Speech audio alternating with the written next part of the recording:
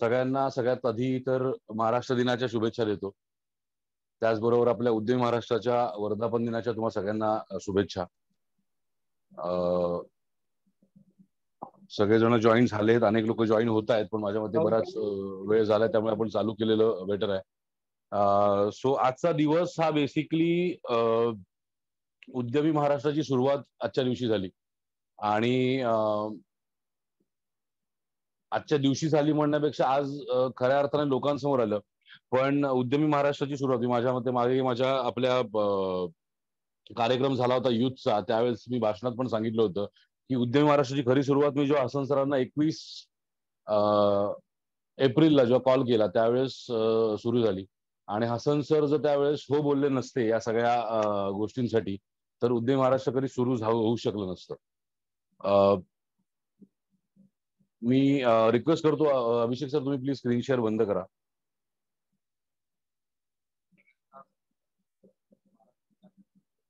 So basically उद्यमी महाराष्ट्र ची संकल्पना, उद्यमी महाराष्ट्राचा थॉट हा मुळात असा होता की मराठी माणसाने व्यवसायात यावं, मराठी माणसाने स्वतःचा व्यवसाय उभा करावा, यासाठी सुरू केलेली ही एक चळवळ होती. आणि आतापर्यंत मला सांगायला आवडेल गेल्या 1 वर्षामध्ये, एक्झॅक्टली 1 वर्षामध्ये साधारणपणे वेबिनार्स थ्रू, सेमिनार्स थ्रू किंवा आपल्या वेगवेगळ्या प्लॅटफॉर्मवरती मी जे सेमिनार्स घेतले किंवा उद्यमीचे स्टुडंट्स म्हणून असं सगळं मिळून जर बघायला गेलं तर साधारणपणे 12 ते 14 हजार लोकांपर्यंत उद्यमी यशस्वीरित्या पोहोचले. आणि हे सगळं शक्य होऊ शकलं कारण हसन तडवी सर खूप स्ट्रॉंगली माझ्या मागे उभे होते. त्याचबरोबर काही लोकांची आज नावं घेणं खूप गरजेचं आहे, कारण त्यांच्या व्यतिरिक्त हे सगळं उभं राहणं पॉसिबल नव्हतं. पहिली जी बॅच झाली उद्यमीची त्याच्यामध्ये सौरभ तोरसकर होते किंवा भगवान वणे होते, नंतर अर्चना सोरटे असतील, नंतर अंजू गरुड मॅडम होत्या. एक मोठीच्या मोठी टीम होती. त्यातले काही लोक आता वेगवेगळ्या ठिकाणी आहेत, काही लोक आपापल्या करिअरमध्ये लक्ष देत आहेत, पण एक्सपोर्ट इम्पोर्ट वरती फोकस्ड आहेत. किंवा अक्षय असतील, अक्षय राणे, प्रसन्न असेल. सो असे अनेक लोक होते की जे लोक पहिल्या फेजमध्ये कनेक्ट झाले आणि आजही ते लोक आज कनेक्टेड आहेत, एक्सपोर्टवरती काम करतायत. काहींचं चालू झालंय, काहींचं चालू होण्याच्या प्रोसेसमध्ये आहे, काहींनी कन्सल्टन्सी चालू केल्या. पण एक गोष्ट आवर्जून सांगायला आवडेल मला की या सगळ्या प्रोसेसमध्ये ना लोक येत गेली, लोक जात होती, लोक येत होती, काही लोक कनेक्ट झाले, काही लोक परत निघून गेले. परंतु काही लोक खूप फोकस्ड आणि खूप डेडिकेटेड होते उद्यमीसाठी. आणि उद्यमी त्याचमुळे म्हणजे एका वर्षातला प्रवास, म्हणजे आज मला माहित नाही आपल्या किती लोकांनी ते आर्टिकल वाचलंय, त्या आर्टिकलमध्ये लोकमतनी पूर्ण उद्यमी महाराष्ट्राचा 1 वर्षाचा प्रवास लिहिलाय. म्हणजे माझ्यासाठी किंवा हसन सरांसाठी हे वर्ष जर तसं बघायला तर खूप हॅपनिंग होतं. आणि हॅपनिंग होण्याचं कारण असं होतं की बऱ्याच गोष्टी खूप फास्ट घडत गेल्या. म्हणजे ट्रेनिंगनी सुरुवात झाली, नंतर मग कोणी सजेशन केलं की आपण फिजिकली जायला हवं, फिजिकली गेलो, मग ऍडव्हान्स कोर्सेस लॉन्च झाले, मग उद्यमी युथची स्थापना झाली. बहारेनचं ऑफिस म्हणजे आज जे ओपनिंग म्हणा किंवा लॉन्चिंग म्हणा जे होणार होतं, तर ते बहारेनचं ऑफिसचं फायनलायझेशन झालं, तिकडचं सगळं काय म्हणतात डॉक्युमेंटेशन झाले. पण अनफॉर्च्युनेटली मी आणि हसन सर जाऊ शकलो नाही त्या लोकेशनला. त्यामुळे ते आज तुम्हाला लाईव्ह दाखवणं शक्य नाही होणार. पण येस, आजपासून उद्यमी महाराष्ट्राचं आणि उद्यमी युथ कोऑपरेटिव्ह सोसायटीचं बहारेन मधलं ऑफिस चालू होतंय हे मी जाहीररित्या मला सांगायला अतिशय आनंद होतोय. पण या वर्षभरामध्ये जसं काही आनंदाच्या गोष्टी देखील होत गेल्या, तसं एक आमच्या आयुष्यातली खूप एक दुःखद घटना घडली, ती म्हणजे हसन सरांची आई काही दिवसापूर्वी गेल्या. आणि मला आता बोलताना देखील माझ्या अंगावर काटा आला की मला आठवतं त्या माऊलीला मी जेव्हा भेटायला गेलो होतो त्यावेळेस त्या आनंदी होत्या की आम्ही जे करतोय, मी आणि हसन सर आम्ही जे करतोय त्याच्यावरती शी वॉज हॅपी. आणि आज जेव्हा लोकमतनी पेपरला बातमी दिली किंवा ते आर्टिकल केलं आणि माझा आणि हसन सरांचा फोटो जेव्हा होता त्यावेळेस तो फोटो बघितला, सगळ्यात पहिलं म्हणजे आर्टिकल बघितलं माझं लक्ष त्या फोटोवर गेलं. आणि सगळ्यात पहिलं माझ्या मनात जे आलं ते हेच होतं की आज हसन सरांची आई हे त्यांनी बघायला पाहिजे होतं. पण असो, त्या कुठून तरी बघत असतील आपल्याला आणि त्या आशीर्वाद त्यांचे असतीलच. सो या सगळ्या ह्याच्यावर तो एक खूप त्रास देणारा किंवा मनाला चटका लावून जाणारा तो एक क्षण होता. अनफॉर्च्युनेटली कोविडच्या सिच्युएशन मध्ये, लॉकडाऊनच्या सिच्युएशन मध्ये आपल्यापैकी कोणीच पोहोचू शकलं नाही तिथे. हसन सर एकटे त्या बाबतीत लढत होते. आणि हसन सर देखील आज कनेक्ट होऊ की नको, होऊ की नको अशा याच्यात, म्हणजे मी त्यांना सांगितलं होतं, म्हणजे त्यांचे वडील देखील आता जस्ट डिस्चार्ज होऊन आलेत माझ्यामध्ये. पण हसन सरांना आता मी जस्ट बघितलं, हसन तडवी वॉचिंग, तर मग त्यांना म्हटलं सर आलाय तर कनेक्ट व्हा. सो हसन सर देखील आता इथे आहेत. हसन सर, मी रिक्वेस्ट करेन तुम्हाला की प्लीज तुम्ही स्क्रीन चालू करा. आणि आय डोंट नो हे चुकीचं आहे बरोबर आहे, पण या सगळ्या ह्याच्यामध्ये तुमचा खूप मोलाचा वाटा आहे. सो मला वाटतं तुम्ही 2 शब्द जरी बोललात तर it would be really great, की ऍटलीस्ट, कारण तुम्हाला बघण्यासाठी किंवा तुमच्याशी बोलण्यासाठी सगळेजण बरेच दिवस वाट बघतायत. अनेकांचे फोन आले की सर आम्ही हसन सरांना कॉल करायची इच्छा आहे पण कसं करू. सो मला वाटतं तुम्ही 1-2 मिनिटं फक्त जर बोललात तर it I be really happy sir. धन्यवाद सर. आणि सगळ्यांनाच विश ऑल दी बेस्ट. आणि लवकरच आपण परत जो प्रवास आहे तो जसा आहे तसा सुरू करूयात. फक्त थोडा कालावधी लागतोय त्याच्याबद्दल माफी असावी, परंतु लवकरच आपण परत तो प्रवास सुरू करूयात. आता कुठेतरी थोडासा फक्त पॉज झालाय, लवकरच त्या स्पीडनेच आपण परत तो सुरू करू, किंबहुना त्याच्यापेक्षा दुप्पट स्पीडने लवकरच सुरू करू. फक्त थोडासा वेळ द्या. आणि बस बस एवढंच सांगेल. आणि 1 वर्ष पूर्ण झालं आणि सर जसं म्हणतायत अगदी बरं आहे. पण ठीक आहे, ती कुठून ना कुठून तरी बघत असेल. ती असायला हवी होती, बस एवढीच इच्छा आहे. बट ठीक आहे सर, थँक्यू सो मच आणि प्लीज कंटिन्यू करा. असं सर, थँक्यू टू यू, कारण तुमच्याशिवाय हा प्रवास चालू होणं शक्य नव्हतं. 1 वर्ष पूर्ण होणं तर पुढची गोष्ट आहे.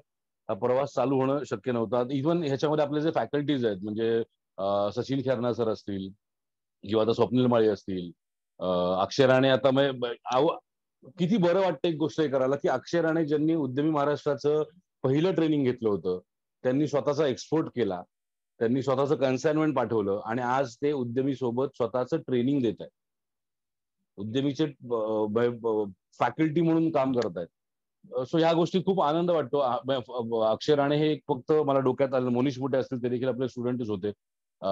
सो बरं वाटतं या सगळ्या याच्यामध्ये काहीतरी आयुष्यात आपण चांगलं करतोय असं जाणवतंय. म्हणजे मला माहित नाही आता काय बोलू या याच्यावर. प्रामाणिकपणे खरं तर विचार नाही केला. युजली मी वेबिनारला जरी बोलणार असेल तरी मी विचार करतो, पण आज असं वाटलं की आपण मनमोकळ्या गप्पा मारू, की उद्यमीचा प्रवास कसा सुरू झाला, कसा गेला ओव्हरऑल या दिवसांमध्ये. मला अनेकांचे मेसेज आले होते की सर तुम्ही तुमचा प्रवास सांगा. तर माझा प्रवास सांगायचा झाला तर माझ्यामध्ये मी आधी देखील सांगितलं एकदा, पण परत एकदा सांगायला आवडेल की मी माझं शिक्षण, म्हणजे मी काय असं खूप श्रीमंत घरात जरी जन्माला नसलो आलो तरी born with a silver spoon, जरी गोल्डन स्पून जरी तोंडात नव्हतं तरी सिल्वर स्पून सगळं सधन होतं आहे देवाच्या कृपेने आणि तुमच्या आशीर्वादाने सगळ्यांच्या. या सगळ्या याच्यामध्ये वडील पॉलिटिकली आणि सोशल वर्क मध्ये ऍक्टिव्ह होते. आई हाऊसवाईफ होती. मी आधी स्वतः महाराष्ट्र नवनिर्माण सेनेचा मी पदाधिकारी आणि कार्यकर्ता होतो. आणि म्हणजे ही खरी संकल्पना जर कोणाची असेल किंवा ही संकल्पना नाही म्हणता येणार, संकल्पना उद्यमीची माझीच होती. पण याच्यामध्ये सगळ्यात सुरुवातीला जो पुश दिला असेल किंवा ज्यांच्या विचारांवर मी हे चालू केलं ते म्हणजे माननीय राजसाहेब ठाकरे. त्यांचं आवर्जून आज इथे उल्लेख होणं गरजेचंच आहे, कारण त्याच्याशिवाय म्हणजे मी जरी मनसे सोडली असली तरी आजही माझा राजसाहेबांबरोबर अनेक वेळा संपर्क असतो कधीतरी काही कारणास्तव. मी मनसे सोडली ती राजसाहेबांना सांगून सोडली. काही कारणं होती ती आता हे प्लॅटफॉर्म नाही ती कारणं सांगायची, पण सांगून झालेलं आहे सगळं. सो त्याच्यात काय गद्दारी वगैरे असं काही नव्हतं. आणि शेवटी करिअर फॅक्टर असतोच, म्हणजे आपण कुठेतरी मूव्ह ऑन केल्याशिवाय आपण वाढू शकत नाही. आज आदरणीय पवार साहेब मला या आपल्या उद्यमीच्या याच्यात खूप मदत करतायत. सांगायला अजून एक गोष्ट आवडेल की उद्यमी महाराष्ट्राने या गेल्या एका वर्षभरामध्ये महाराष्ट्रातले जे 67 साखर कारखाने आहेत त्या साखर कारखान्यांना ट्रेनिंग दिलं एक्सपोर्ट इम्पोर्टचं. आणि अजून देखील इतर बिझनेस ओरिएंटेड ज्याच्यामध्ये पण आपण येतो. आणि एक गोष्ट खरंच बरं वाटतं सांगायला की साखर कारखाने जरी असले तरी त्यांना देखील ट्रेनिंग आपण त्याच कॉस्टमध्ये दिली, ज्या कॉस्टमध्ये आपण आता बाकीच्या आपल्या स्टुडंट्सला देतोय, ते म्हणजे 2,500 सो कुठेही असं फिनान्शियली उद्यमीकडे बघण्याचा माझा दृष्टिकोन जर बघा, सॉरी मी थोडंसं भरकटलो. मी सांगतो माझा प्रवास. मी शिक्षण झालं माझं एज्युकेशन सगळं पुण्यामध्ये झालेलं आहे. SSPMS मध्ये मी बोर्डिंगमध्ये होतो. शाळेमध्ये गुणी विद्यार्थी असल्यामुळे मुंबईवरनं पुण्याला रवाना केलं घरातल्यांनी. त्याच्यानंतर लंडनमध्ये सॉरी पुण्यामध्ये शिक्षण चालू असतानाच आकांक्षा म्हणजे माझी बायको मला तिथे भेटली. पण तेव्हा काय फक्त आमचं हाय हॅलो होतं, अफेअर असंच नव्हतं. मग मी मुंबईला आलो. मुंबईला मी 2 वर्ष 11वी-12वी केली आणि त्याच्यानंतर मी UK ला निघून गेलो. मी साधारणपणे 3.5 ते 4 वर्ष मी लंडनमध्ये होतो. लंडनमध्ये मी खरंच सांगण्यासारखं आहे की मी गेलो होतो हॉटेल मॅनेजमेंट करायला. ऍडमिशन हॉटेल मॅनेजमेंटची घेतली होती, पण तिकडे गेल्यानंतर काही मन रमेना त्या हॉटेल मॅनेजमेंटमध्ये.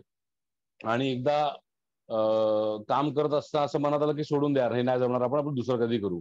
मग तिकडनं शिफ्ट मी केलं इव्हेंट मॅनेजमेंट आणि इतर कोर्सेससाठी.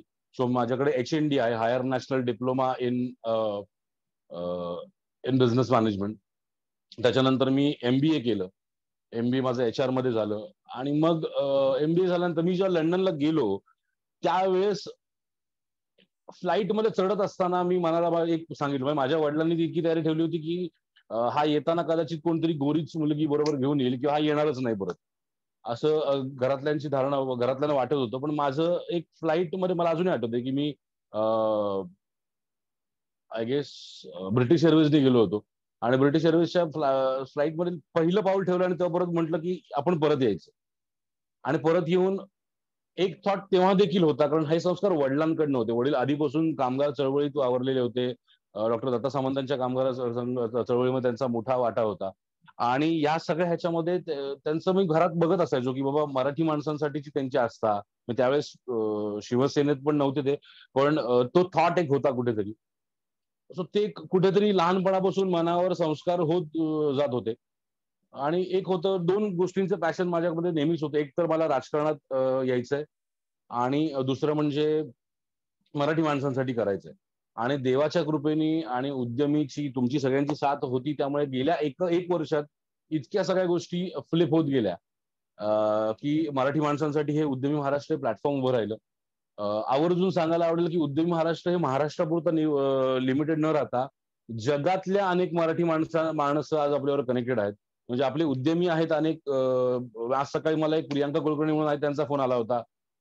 त्या अबुधाबीमध्ये आहेत, कझाकिस्तानला काही आहेत, काही युक्रेनला आहेत, काही US मध्ये आहेत, लंडनमध्ये आहेत. असे जगभरात उद्यमी पसरत चालले हळूहळू. एक फॉर्च्युनेट अजून एक गोष्ट, लंडनमध्ये एक कार्यक्रम होत होता, मला त्या कार्यक्रमाचं नाव नाही माहिती. आणि मला एका तिसऱ्या माणसाने त्या कार्यक्रमाचा फोटो पाठवला की तिकडे आपले एक उद्यमी होते, त्या कार्यक्रमाला उद्यमीच्या नावाने स्पॉन्सरशिप आपल्या उद्यमीने दिली होती.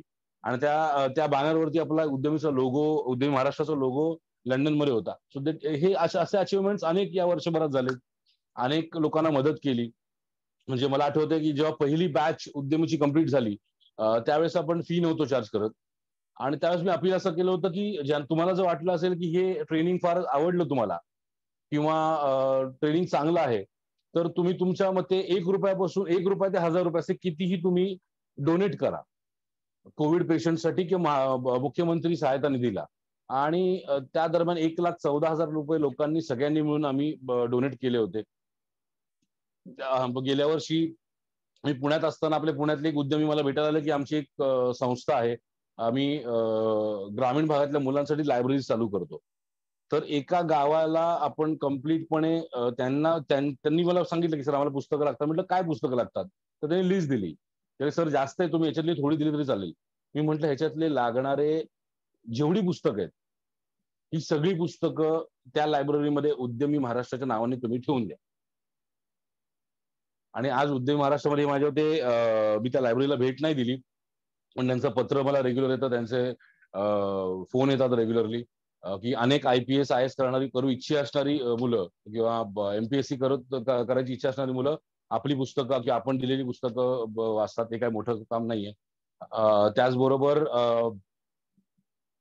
गेल्या वर्षी अनेक लोक, मी ठाण्यामध्ये राहतो, ठाण्यामध्ये अनेक लोकांना आपण जवळजवळ 12-13 दिवस आपण रोज साधारणपणे दिवसाला 100 ते 150 माणसांना उद्यमी मार्फत जेवण रोजचं देत होतो. माझा एक मित्र आहे, तो ते काम करायचा, तर त्याला कंप्लीट धान्य जे लागत होतं ते उद्यमीकडनं आपण देत होतो. असे अनेक गोष्टी या वर्षभरात झाल्या, वर्षभरात आपण केल्या. आणि त्याच्यानंतर 26 जानेवारीला उद्यमी महाराष्ट्राचं ओपनिंग आपण केलं. आयडियली म्हणजे आज मला तसं बघायला तर आनंद पण आहे, की वर्ष पूर्ण होतं आणि थोडंसं दुःख पण वाटतं, की आज मी ठाण्याला माझ्या घरात आहे, पण मी अनफॉर्च्युनेटली दुबईच्या किंवा बहारेनच्या ऑफिसमध्ये नाही बसलेलो. कोविडमुळे इतकं सगळं फास्ट सगळ्या गोष्टी गेल्या 1.5 महिन्यामध्ये झाल्या. मी पॉझिटिव्ह आलो, माझी आई पॉझिटिव्ह आली, माझे वडील पॉझिटिव्ह आले. त्यानंतर आकांक्षा माझी वाईफ पॉझिटिव्ह आली. आणि घरात कोविडमुळे कोणी मेड्स नव्हत्या. लहान मुलांना 2 लहान मुलं होती. सो हे सगळं असं होत असताना प्लस हसन सरांचा हा सगळा अनफॉर्च्युनेट प्रकार घडला. सो त्यामुळे मेंटली आम्ही दोघंही डिस्टर्ब होतो, फिजिकली डिस्टर्ब होतो. पण शो मस्ट गो ऑन.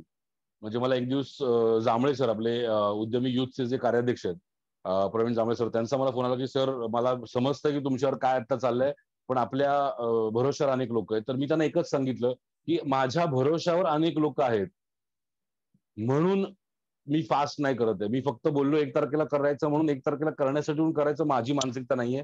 माझं तो स्वभाव नाहीये.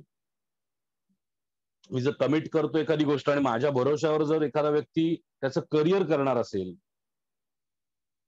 तर त्या करिअरचा मी मी लायबल आहे. ती रिस्पॉन्सिबिलिटी माझी आहे त्याच्या करिअरची. आणि त्याच्यात जर माझ्याकडनं चुका झाल्यात काही, तर त्या चुका आयुष्यभरासाठी त्यांना पण भोगावं लागते. मला ते शाप नकोय. सो त्यामुळे थोडंसं स्लो डाऊन झालं होतं. पण एनिवेज आता ते काम परत चालू झालेलं आहे उद्यमी युथचं. आणि उद्यमी महाराष्ट्राचे आपले अनेक स्टुडंट्स आहेत ज्यांचे एक्सपोर्ट झाले. म्हणजे तुम्ही माझ्या मते माझ्या पेजवरती बघत असाल, तर त्या पेजवरती देखील अनेक लोकं आपण दर महिन्याला मुहूर्तमेढ कार्यक्रम करतो. अनेक बिझनेस डेव्हलपर्स आपल्यावर काम करतायत. म्हणजे ही गोष्ट मला आवर्जून सांगायला आवडेल, की जेव्हा आपली पहिली बॅच झाली, त्यावेळेस मला काही लोकांनी फोन केला, की "सर ठीक आहे, एक्सपोर्ट्समध्ये आम्हाला काम तर करायचंय, पण आता प्रॉब्लेम असा आहे, की एक्सपोर्टमध्ये आम्हाला इमिजिएटली इन्कम जनरेशन होणार नाही. तर मग आम्ही तोपर्यंत काय करायचं?" तर मी त्याच्यावर एक सोल्युशन असं काढलं, की मग तुम्ही छोटे-छोटे बिझनेसमध्ये काम चालू करा.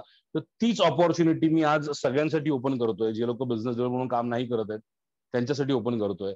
की समजा तुम्हाला असं वाटतंय की उद्यमी बरोबर मला भाग म्हणून काम करायचंय, तर तुम्ही बिझनेस डेव्हलपर म्हणून उद्यमी महाराष्ट्राचा UBD ज्याला म्हणतात, उद्यमीज बिझनेस डेव्हलपर्स म्हणून तुम्ही काम करा, ज्याच्यामध्ये तुमचं इमिजिएट अर्निंग. कारण मला कळतं की आपले तुम्ही जे काही माणसं आहात, त्यातले 90% लोक ही सामान्य घरातली लोक आहेत, की ज्यांना इमिजिएट इन्कमची गरज आहे. तर ज्यांना इन्कमची गरज आहे इमिजिएटली, त्यांच्यासाठी मी बिझनेस डेव्हलपर्सचं प्लॅटफॉर्म बंद केलं होतं. ते परत आता ओपन करतोय. त्याच्याबद्दलची माहिती काय आहे, काय नाही, ते तुम्हाला एक मी इमेज उद्या किंवा परवा ग्रुपमध्ये टाकून देईन, की ज्यांना कोणाला बिझनेस डेव्हलपमेंट जॉईन करायचं आहे. भगवान वाणे माझ्या मते आपल्या आता असतील कनेक्टेड. तर भगवान वाणे त्याचं सगळं कोऑर्डिनेशन बघतात. आणि बिझनेस डेव्हलपमेंट मला सांगायला आवडेल, की त्या दरम्यान कोविडच्या काळामध्ये अनेक लोकं अशी होती, की ज्यांनी महिन्याचे 40,000 ₹25,000 बिझनेस डेव्हलपर म्हणून काम करून सुरू केले. इन्कम त्यांचं जनरेशन झालं. आजही काही लोकं करतायत. म्हणजे मी आजच काल कॅल्क्युलेशन करत बसलो होतो, तर टोटल कॅल्क्युलेशन 1-1.25 लाखाचं कॅल्क्युलेशन झालेले आहेत. सो हे उद्यमी मिळवलंय हे आणि हे तुमच्याशिवाय शक्य नव्हतं सगळ्यांशिवाय. मी पॉलिटिकल भाषण नाही करत आहे, की तुमच्याशिवाय शक्य नव्हतं वगैरे, पण हे प्रॅक्टिकली शक्य नव्हतं कोणामुळे. सो ज्यांना बिझनेस डेव्हलपर म्हणून जॉइन करायचं असेल, मी ग्रुपमध्ये सगळ्या भगवान वाणेंचा नंबर शेअर करतो. तर त्यांच्याशी तुम्ही कोऑर्डिनेट करून घ्या. त्यांच्याशी मी बोलून घेतो आणि मग तुम्ही त्यांना हे करा. आता अजून एक काही गोष्टी मला सांगायला आवडतील, की उद्यमी कसं वाढलं. तर सगळ्यात पहिलं तर उद्यमीचं आपण पहिला एक बेसिक कोर्स चालू केला. ज्याची कॉस्ट होती 2,500. 2,500च्या कोर्समध्ये पण लोकांनी चालू करून एक्सपोर्टचं काम त्यांचं चालू केलं. नंतर मग फिजिकल बॅचेस चालू केल्या. त्या फिजिकल बॅचेस आता कोविडमुळे होल्डवरती आहेत.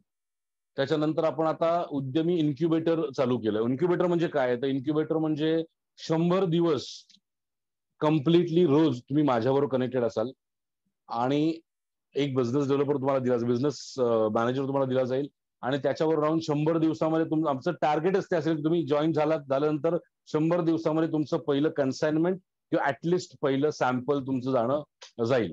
सो त्याच्यामध्ये तुम्हाला सर्व्हिसेस म्हणजे तुमचा कम्प्लीट सेटअप रेडी करून दिला जातो. त्याच्यानंतर तुम्हाला काय म्हणतात त्याची कन्सल्टन्सीज जी लागते त्याच्यासाठी एक्सपोर्ट करण्यासाठी किंवा इम्पोर्ट करण्यासाठी ती कन्सल्टन्सी प्रोव्हाइड केली जाते. सगळं हँड होल्डिंग, म्हणजे थोडक्यात म्हणायचं झालं तर तुम्ही हे करा असं आम्ही सांगणार, तुम्ही ते केलं की तुम्हाला त्याचे रिझल्ट मिळतील. So it would be a complete hand holding. Incubator आपण लॉन्च केलं.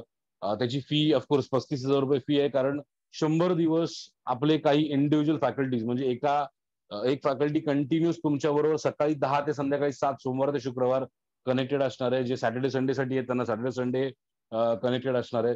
सो खूप डिटेल्ड सगळं होणार. त्याच्यात इन्क्युबेटरमध्ये एक आपला हे आहे की तुमचं एक्सपोर्ट 100 दिवसामध्ये झालंच पाहिजे. तर त्याला नावच मी इन्क्युबेटरला असं दिलं की start your exports in 100 days, start your export business in 100 days.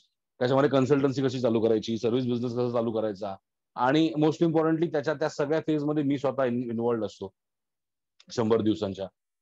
त्याचबरोबर आता अजून एक गोष्ट, म्हणजे मी माझ्या युथच्या सगळ्या मेंबर्स बरोबर ही गोष्ट डिस्कस केली होती, आणि मला अनेक मित्रांकडनं सजेशन आलं होतं, अनेक फॅमिली मेंबर्सकडनं सजेशन आलं होतं की या बाबतीत मला तुमच्याकडनं एक रिप्लाय हवेत कमेंट बॉक्समध्ये, की तुम्हाला काय वाटतं. हा प्रश्न मी ओके, मनीष पाटील साहेब काहीतरी म्हणाला, तुम्ही मला सॉरी कळलं नाही कुठला प्रश्न, कारण मी बरंच पुढे बोलून गेलोय. सो माझा प्रश्न असा आहे सगळ्यांना, तुम्हाला काय वाटतं की उद्यमी महाराष्ट्राने फक्त एक्सपोर्ट इम्पोर्ट वर लिमिटेड राहावं, की आता कम्प्लीट बिझनेस कोचिंगवर फोकस करायला स्टार्ट करावं? याचं उत्तर मला आवर्जून तुम्ही कमेंट बॉक्समध्ये मेन्शन करा.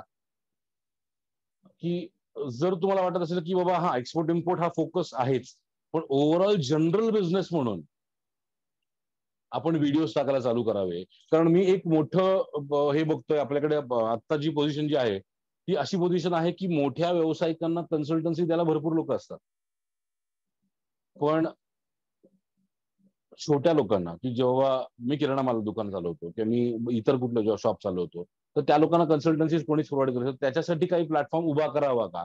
मग थोडक्यात अगदी स्ट्रेट फॉरवर्ड प्रश्न विचारतो. माझ्या मनात प्रामाणिकपणे असं चाललंय की बिझनेस कोचिंग चालू करावी. बिझनेस कोचिंग मध्ये तुमचं ऍडमिनिस्ट्रेशन कसं असायला पाहिजे, तुम्ही मार्केटिंग कसे करायला पाहिजेत, तुम्ही डिजिटल मार्केटिंग कसं करायला पाहिजे, फॉर्मॅट्स कसे असायला पाहिजेत, स्टाफ हायरिंग कशी करायला पाहिजे, मिनिमम स्टाफ मध्ये मॅक्सिमम बिझनेस कसा काढता यावा, काढावा, या सगळ्यासाठी एक प्लॅटफॉर्म उभं करावं असं माझ्या डोक्यात आहे. अनेकांना असं वाटेल की हे विवेक बिंद्रांच्या लाईनवर आहे का, तर हो पण आणि नाही पण. हो, कारण विवेक बिंद्रांचं बेसिक थॉट तोच आहे, पण प्रोसेस आपली वेगळी असणार आहे. आणि नाही, कारण हे मराठीतून असणार. सो तुम्हाला काय वाटतं की हे आपण करावं का? दोन्ही चालेल, ओके. कम्प्लिटली स्टॅटिस्टिक्स मध्ये सुद्धा करावे, ओके. सर आपण एक्सपोर्ट इम्पोर्टला मॅक्सिमम प्रेफरन्स द्या सगळ्यांनी, ओके. एक्सपोर्ट इम्पोर्ट हा सगळ्यात महत्वाचं. ते चालू केलं म्हणून हे बंद करणं हा माझा स्वभाव नाही. मी आत्ता अनेक व्यवसाय करतोय, पण नवीन व्यवसाय चालू केला म्हणून मागचा व्यवसाय बंद करणं हा कुठलाही हुशार माणूस करत नाही, त्यामुळे मी पण ते करत नाही.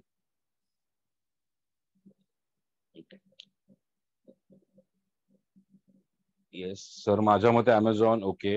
ओके, उद्यमी इन्स्टिट्यूट हवी. मयूरजी सॉरी, इन्स्टिट्यूट मी नाही कधी चालू करणार, कारण इन्स्टिट्यूट चालू झाली ना की मग तिथे व्यवहार येतो.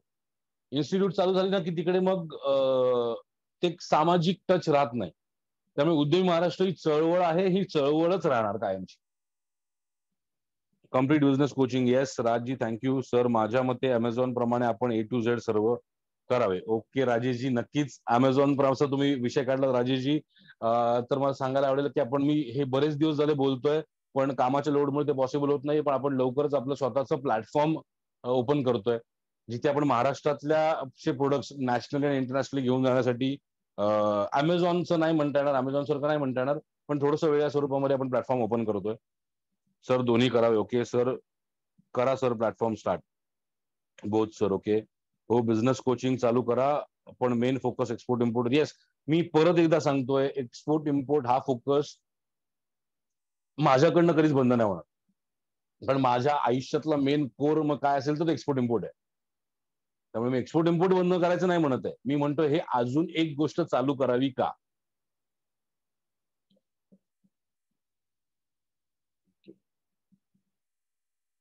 हो सर, मराठी मंडळाला, ओके. कम्प्लीट बिझनेस चालेल, ओके. आणि दुसरं सगळ्यात महत्वाचं म्हणजे मला आवडेल एक गोष्ट सांगायला, की एक एक्सपोर्ट इम्पोर्ट जरी म्हटलं तर export import is also business. Export import मध्ये पण फायनान्शियल मॅनेजमेंट कशी करायची, स्टाफ मॅनेजमेंट कशी करायची, तुम्ही कन्सल्टन्सी जेव्हा घेता किंवा फ्रँचायझिंग कसं करायचं,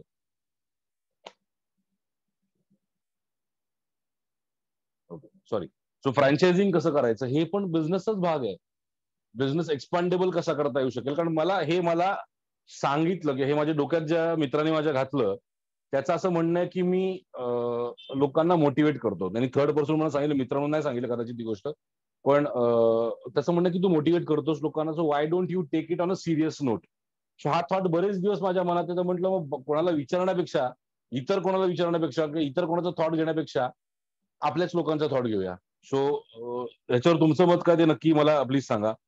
बिझनेस कोचिंग सर, मला युथला जॉईन व्हायचं आहे. ओके, युथला जॉईन व्हा सर. अवंती मॅडमला कॉल करा. दभाडे साहेब, उद्यमी शाखा प्रत्येक तालुक्यात हवी. येस, मयूर कदम साहेब, गुड आयडिया, गुड थॉट. हा ऑलरेडी माझ्या डोक्यात होता आणि मी एक 10 तारखेपर्यंत ती अनाउन्समेंट करतोच आहे. मला उद्यमी महाराष्ट्राचे प्रत्येक तालुक्यामध्ये शाखा म्हणा किंवा रिप्रेझेंटेटिव्ह म्हणा, ज्यांचं इन्कम चालू होतील, तर त्या रिप्रेझेंटेटिव्ह साठी जर तुमच्यापैकी कोणी इंटरेस्टेड असेल तर मी एक पोस्ट टाकेन थोड्या दिवसात, त्याच्यावरती रिप्लाय करा. एका तालुक्यामध्ये 3 उद्यमी असं मी थोडंसं प्लॅन करतोय, की जे लोक उद्यमीशी रेग्युलर कनेक्टेड असतील, उद्यमीचे बिझनेस डेव्हलपर असतील आणि त्याचबरोबर उद्यमीचे इतर ज्या फोकसेस आहेत, म्हणजे आपले नवीन कोर्सेस येत आहेत की इतर कोर्सेस, त्याचे रिप्रेझेंटेटिव्ह असतील. सो येस, तालुक्या वाईज आपण प्लॅन करतोच आहे. Business coaching to connect e commerce platform. Yes, okay Mahendra Kule साहेब. सो येस, तुम्ही complete business. Okay, Walawalkar madam, thank you.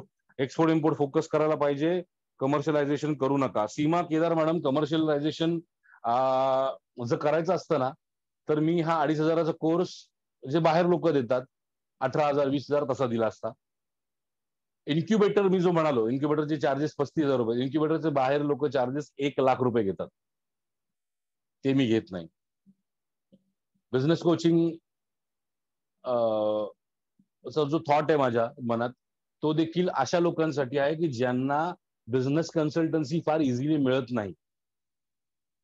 म्हणजे अनेक असे छोटे आपल्या आजूबाजूला देखील एखादा रेस्टॉरंट असेल किंवा एखादा डिजिटल मार्केटिंगची कंपनी चालवणारा माणूस असेल किंवा त्याला बिझनेस त्याचा चांगला येतो पण त्याला तो वाढवता येत नाही. So Seema madam, thank you for your comment, पण कमर्शियलायझेशन नाही होत, ते करायचं नाही. कमर्शियल करण्यासाठी माझे व्यवसाय आहेत माझ्याकडे. Both will support so many people. Yes, thank you Borade साहेब, तोच माझा थॉट होता. ओव्हरऑल सगळे बिझनेस साठी कोचिंग असली तर बरं पडेल, इंडिव्हिज्युअल चॉईस भेटेल. येस परेरा साहेब, थँक्यू. कुठल्या तरी एका गोष्टीवर पहिला फोकस करा. कोंडे साहेब, ऑलरेडी एका गोष्टीवर फोकस केला आणि त्यातनं आपण महाराष्ट्रभर पसरतोय. मला हा थॉट आपल्या लोकांचा, ऑफकोर्स तुमचा पर्सनल हे आहे, पण आपण वाढायला पाहिजे अशी आपली थॉट असली पाहिजे. तर ते थांबा असं का? मी आज माझ्या बाबतीत सांगितलं ना की मी आज देखील माझे स्वतःचे 4 व्हेंचर्स चालू आहेत. उद्यमी महाराष्ट्र हे मी एक व्हेंचर समजतो, माझ्यासाठी खूप मनाच्या जवळच असणारं व्हेंचर आहे. दुसरं म्हणजे मातृत्व फर्टिलिटी फाउंडेशन, जे ज्या लोकांना बाळ होत नाही त्या लोकांसाठी ट्रीटमेंट करणार एक कमी कॉस्टमध्ये ट्रीटमेंट करणार एक फाउंडेशन आहे. ईट इंडिया कंपनी, जी माझी इव्हेंट मॅनेजमेंट कंपनी आहे. एक्सपोर्ट इम्पोर्ट साठी माझी जी कंपनी आहे ती, आणि प्लस डिमॅक्स बिझवर्क्स, असे 5 ऑर्गनायझेशन मी 4 ते 5 ऑर्गनायझेशन मी एका वेळेस चालवतो. सो एक चालू करायचं म्हणून दुसरं सोडलं हे मी माझ्या मनातलं नाही, मला जमत पण नाही ते. पण हे करायसाठी नाही, मी आता जे करतोय किंवा आता जे करू पाहतोय त्याच्यामध्ये ना कुठेतरी मनाला आनंद मिळतोय की आपल्यामुळे कोणाचं तरी आयुष्य घडतंय, आपल्यामुळे कोणाचं तरी काहीतरी आयुष्यात चेंज होतोय. एक्सपोर्ट इम्पोर्ट किती लोक चालू करतील हे मला नाही माहिती, कारण ते शेवटी प्रत्येक जण जेवढा एफर्ट लावतायत त्याच्यावर ते डिपेंड करेल. पण अनेक लोक अशी आहेत की ज्यांनी नोकऱ्या आपल्या सांभाळून स्वतःचे छोटे छोटे काय ना व्यवसाय चालू केले, आणि जे मी असं त्याच्या बाबतीत मी असं मानतो की याला कुठेतरी मी जबाबदार आहे आणि मला आनंद वाटतो या गोष्टीचा. सो हे जर अजून लोकांपर्यंत बसू शकतो. एक्सपोर्ट इम्पोर्ट मध्ये येस, एक्सपोर्ट इम्पोर्ट इम्पॉर्टंट आहे, पण एक्सपोर्ट इम्पोर्ट व्यतिरिक्त ते पण अशी लोक आहेत. आणि सीमा मॅडम, तुम्ही जे म्हणता कमर्शियलायझेशन करू नका, तुमच्या मनात कुठेतरी एक्सपोर्ट इम्पोर्ट होतं, तुम्ही कुठेतरी ऑलरेडी कोर्स केला होता, पण अनफॉर्च्युनेटली तुम्हाला तिकडे पुढे सपोर्ट नाही मला, म्हणून तुम्ही आज उद्यमी बरोबर आहात, हे तर मला तुम्ही मान्य करता. तसेच तुम्ही एक्सपोर्ट इम्पोर्ट साठी आहात, इतर अनेक लोक असे असतील की ज्यांना कोणी गायडन्स करणारे नाहीयेत. सो ते आपलं काम नाहीये का? आणि हे गायडन्स मी नाही करणार, गायडन्स तुम्ही लोकच करणार आहात. तुमच्यापैकी आता एक लक्षात ठेवा, ही एक उद्यमी फक्त ओंकार माळी किंवा हसन तडवीची नाही राहिलेली आहे. उद्यमी तुमच्या सगळ्यांची आहे. सो त्याच्यामध्ये तुम्हाला मी ट्रेन करेन, तुम्हाला तुमचे फोकसेस मी डिझाईन करेन आणि तुम्ही मग हा पसार वाढू शकता. त्याच्यानंतर तुमचं इन्कम जनरेशन चालू होऊ शकतात. करा सर प्लीज गो. ओके, माझं मॅक्सिमम लोकांचं म्हणणं आहे प्रोसीड करूया. ओके, खूप मेसेजेस आहेत. मला युथ रेशन. ओके,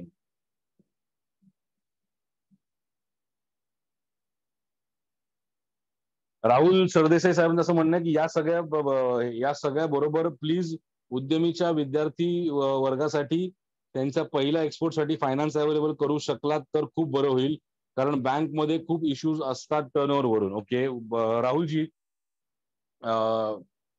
मी आता काही बँक्स बरोबर बोलतोय या सगळ्यासाठी. माझं अजून डील क्लोज झालेलं नाहीये, परंतु तुम्हाला तुमच्या बेसिक डॉक्युमेंट्स वरती लोन अवेलेबल करून देता यावं यासाठी माझं काही बँक्स बरोबर ट्रेडिंग बोलणं चालू आहे. ते जसं फायनल होईल तसं मी ओपन करेन. मी एक सांगतो, माझ्याकडनं जे पॉसिबल असेल ते मी सगळं करण्याची तयारी दाखवतो आणि आजपर्यंत दाखवलेली आहे. म्हणजे मला आवर्जून सांगायला आवडेल की गेल्या वर्षी जेव्हा ट्रेनिंग चालू होतं त्यावेळेस हसन सर त्यांचे रमजान चालू असताना दिवसभर पाणी नाही, थुकणं गिळणं, आणि तरी देखील ट्रेनिंग कंटिन्यूस देत होते.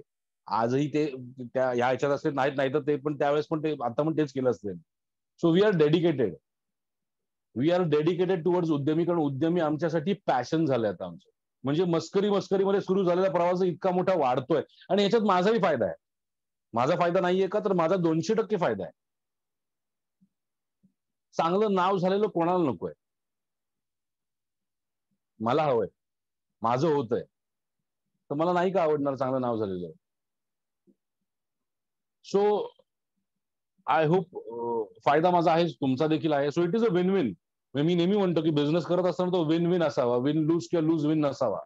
So it is a win win. सध्या लॉकडाऊन काळात प्रत्येकाला एक नवा प्लॅटफॉर्म हवा आहे सर. उद्यमी एक चांगला आधार देऊ शकेल. Thank you Mayur ji, thank you very much. Alright, खूप मेसेजेस आहेत, सगळ्यांचे मेसेज वाचणं शक्य नाहीये, पण ओव्हरऑल सर तुम्ही तुमचा फर्स्ट एक्सपोर्ट कसा केला त्याबद्दल ओके. ऑलराईट, कोणी विचारला प्रश्न हा? तो मिस झाला माझ्याकडनं.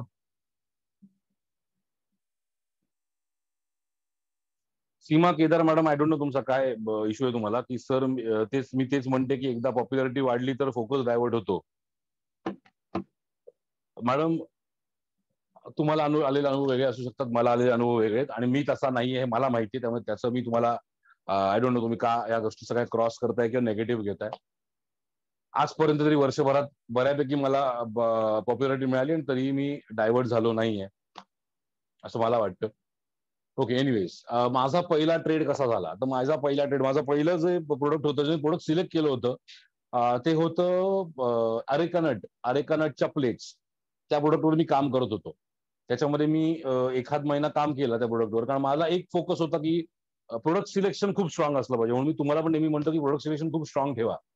सो प्रोडक्ट सिलेक्शन वर काम करत असताना असं लक्षात आलं की प्रोडक्ट सिलेक्शन झालं, प्रोडक्ट चांगला मिळाला, सप्लायर चांगला मिळाला, रेट चांगला मिळाला. म्हणजे त्या सप्लायरने तर मला ऑलमोस्ट काय म्हणतात स्वतःच सगळं माझ्या ताब्यात देऊन टाकलं, तुम्ही मला एक्सपोर्ट करून द्या बस, बाकी काही नको. आणि या याच्यामध्ये मला असं जाणवलं की यार नाही, प्रोडक्ट मध्ये काहीतरी इश्यू आहे की इंटरनॅशनल हे प्रोडक्ट एक्सेप्ट तेवढ्या प्रमाणात होणार नाही. प्रोडक्ट चांगलं आहे पण पटकन मिळणार नाही किंवा रेव्हेन्यूज तेवढे मिळणार नाहीत. सो अशा याच्यात काम करत असताना मग काय करायचं मग मी परत प्रोडक्ट रिसर्च डे वन पासून सुरू केला. आणि त्यावेळेस मग मी एका प्रोडक्टवर येऊन थांबलो, ते म्हणजे फ्रोझन फ्रेंच फ्राईज. आता फ्रोझन फ्रेंच फ्राईज मध्ये भारतामध्ये फक्त 3 मोठ्या कंपन्या ज्या काम करतात मेजर याच्यावर, म्हणजे मॅन्युफॅक्चर करतात. ऑफकोर्स माझ्याकडे मॅन्युफॅक्चरिंगसाठी भांडवल नव्हतं, त्यामुळे मी ट्रेडिंग करायचंच माझ्याकडे एक ऑप्शन होता. त्याच्यामुळे मी फ्रोझन फ्रेंच फ्राईजचे जे फॅक्टरी ओनर्स होते तिकडे मी डिरेक्टली गेलो. माझ्याकडे एक सगळ्यात मोठा प्लस पॉईंट होता माझा नेहमीचा, तो म्हणजे माझे कम्युनिकेशन स्किल्स. आणि दुसरं म्हणजे सगळ्यात मोठा प्लस पॉईंट जो मला वाटतो ते म्हणजे कुठेही जाऊन भेटणं. मग मी एखाद्या व्यक्तीकडे, अनेकांचं असतं की यार तिकडे गेलं तर काय होईल, नाही बोलला तर काय, मी हाच विचार करून जातो की तो नाहीच बोलेल.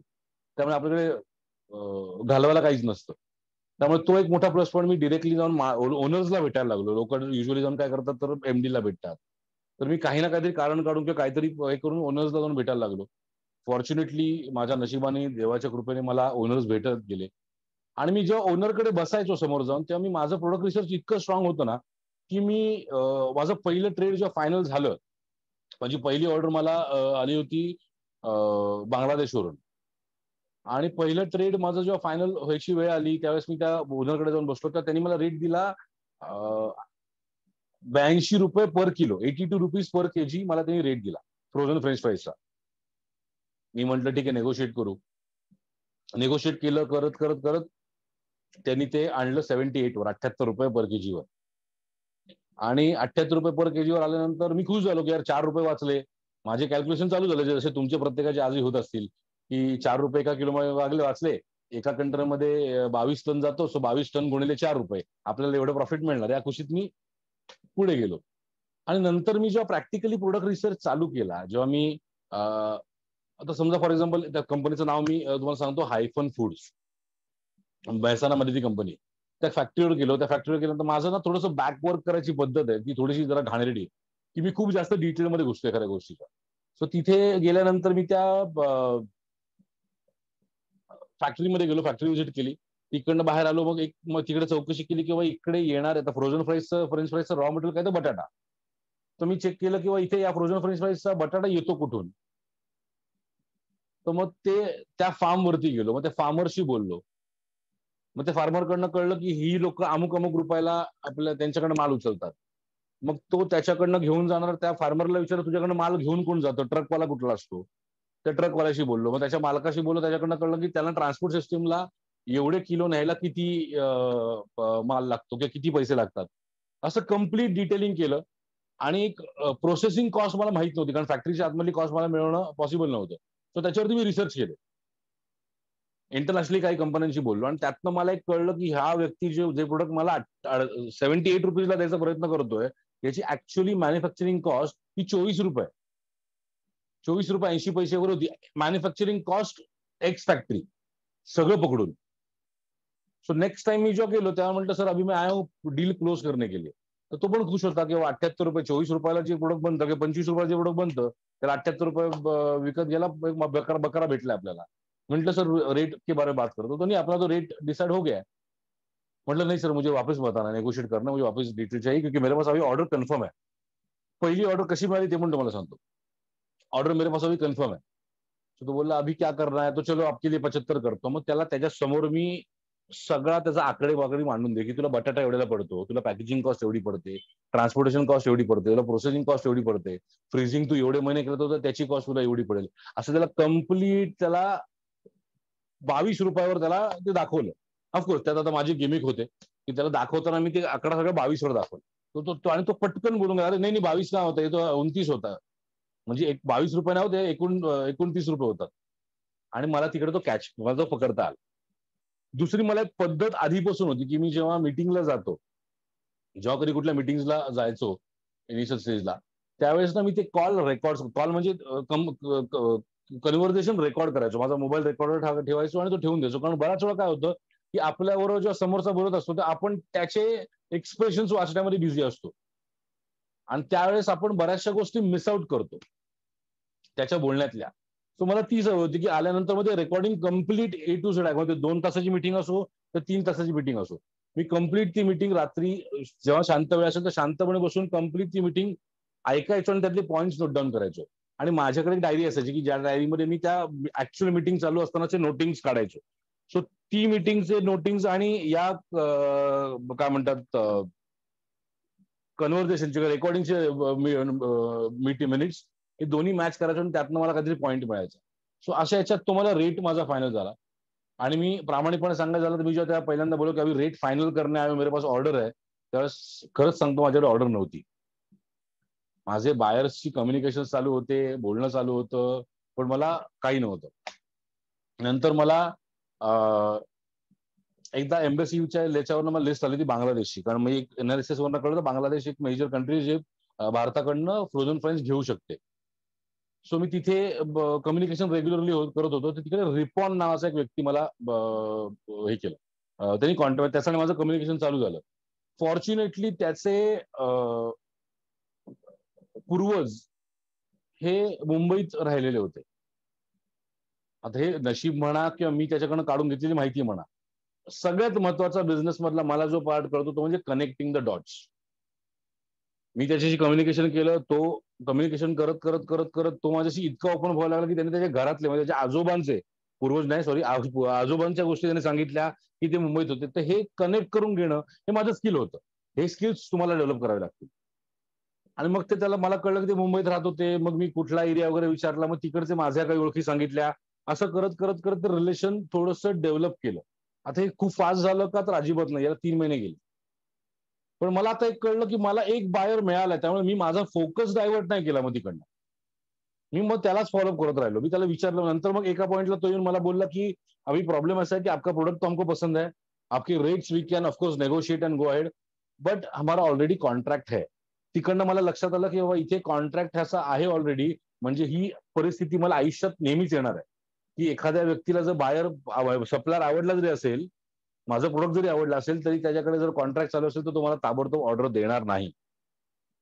सो हे माझ्यासाठी एक आयुष्यभराची शिकवण झाली. पण ते करत करत करत करत पण मी ठरवलं होतं की फोकस याच्यावरच ठेवायचा.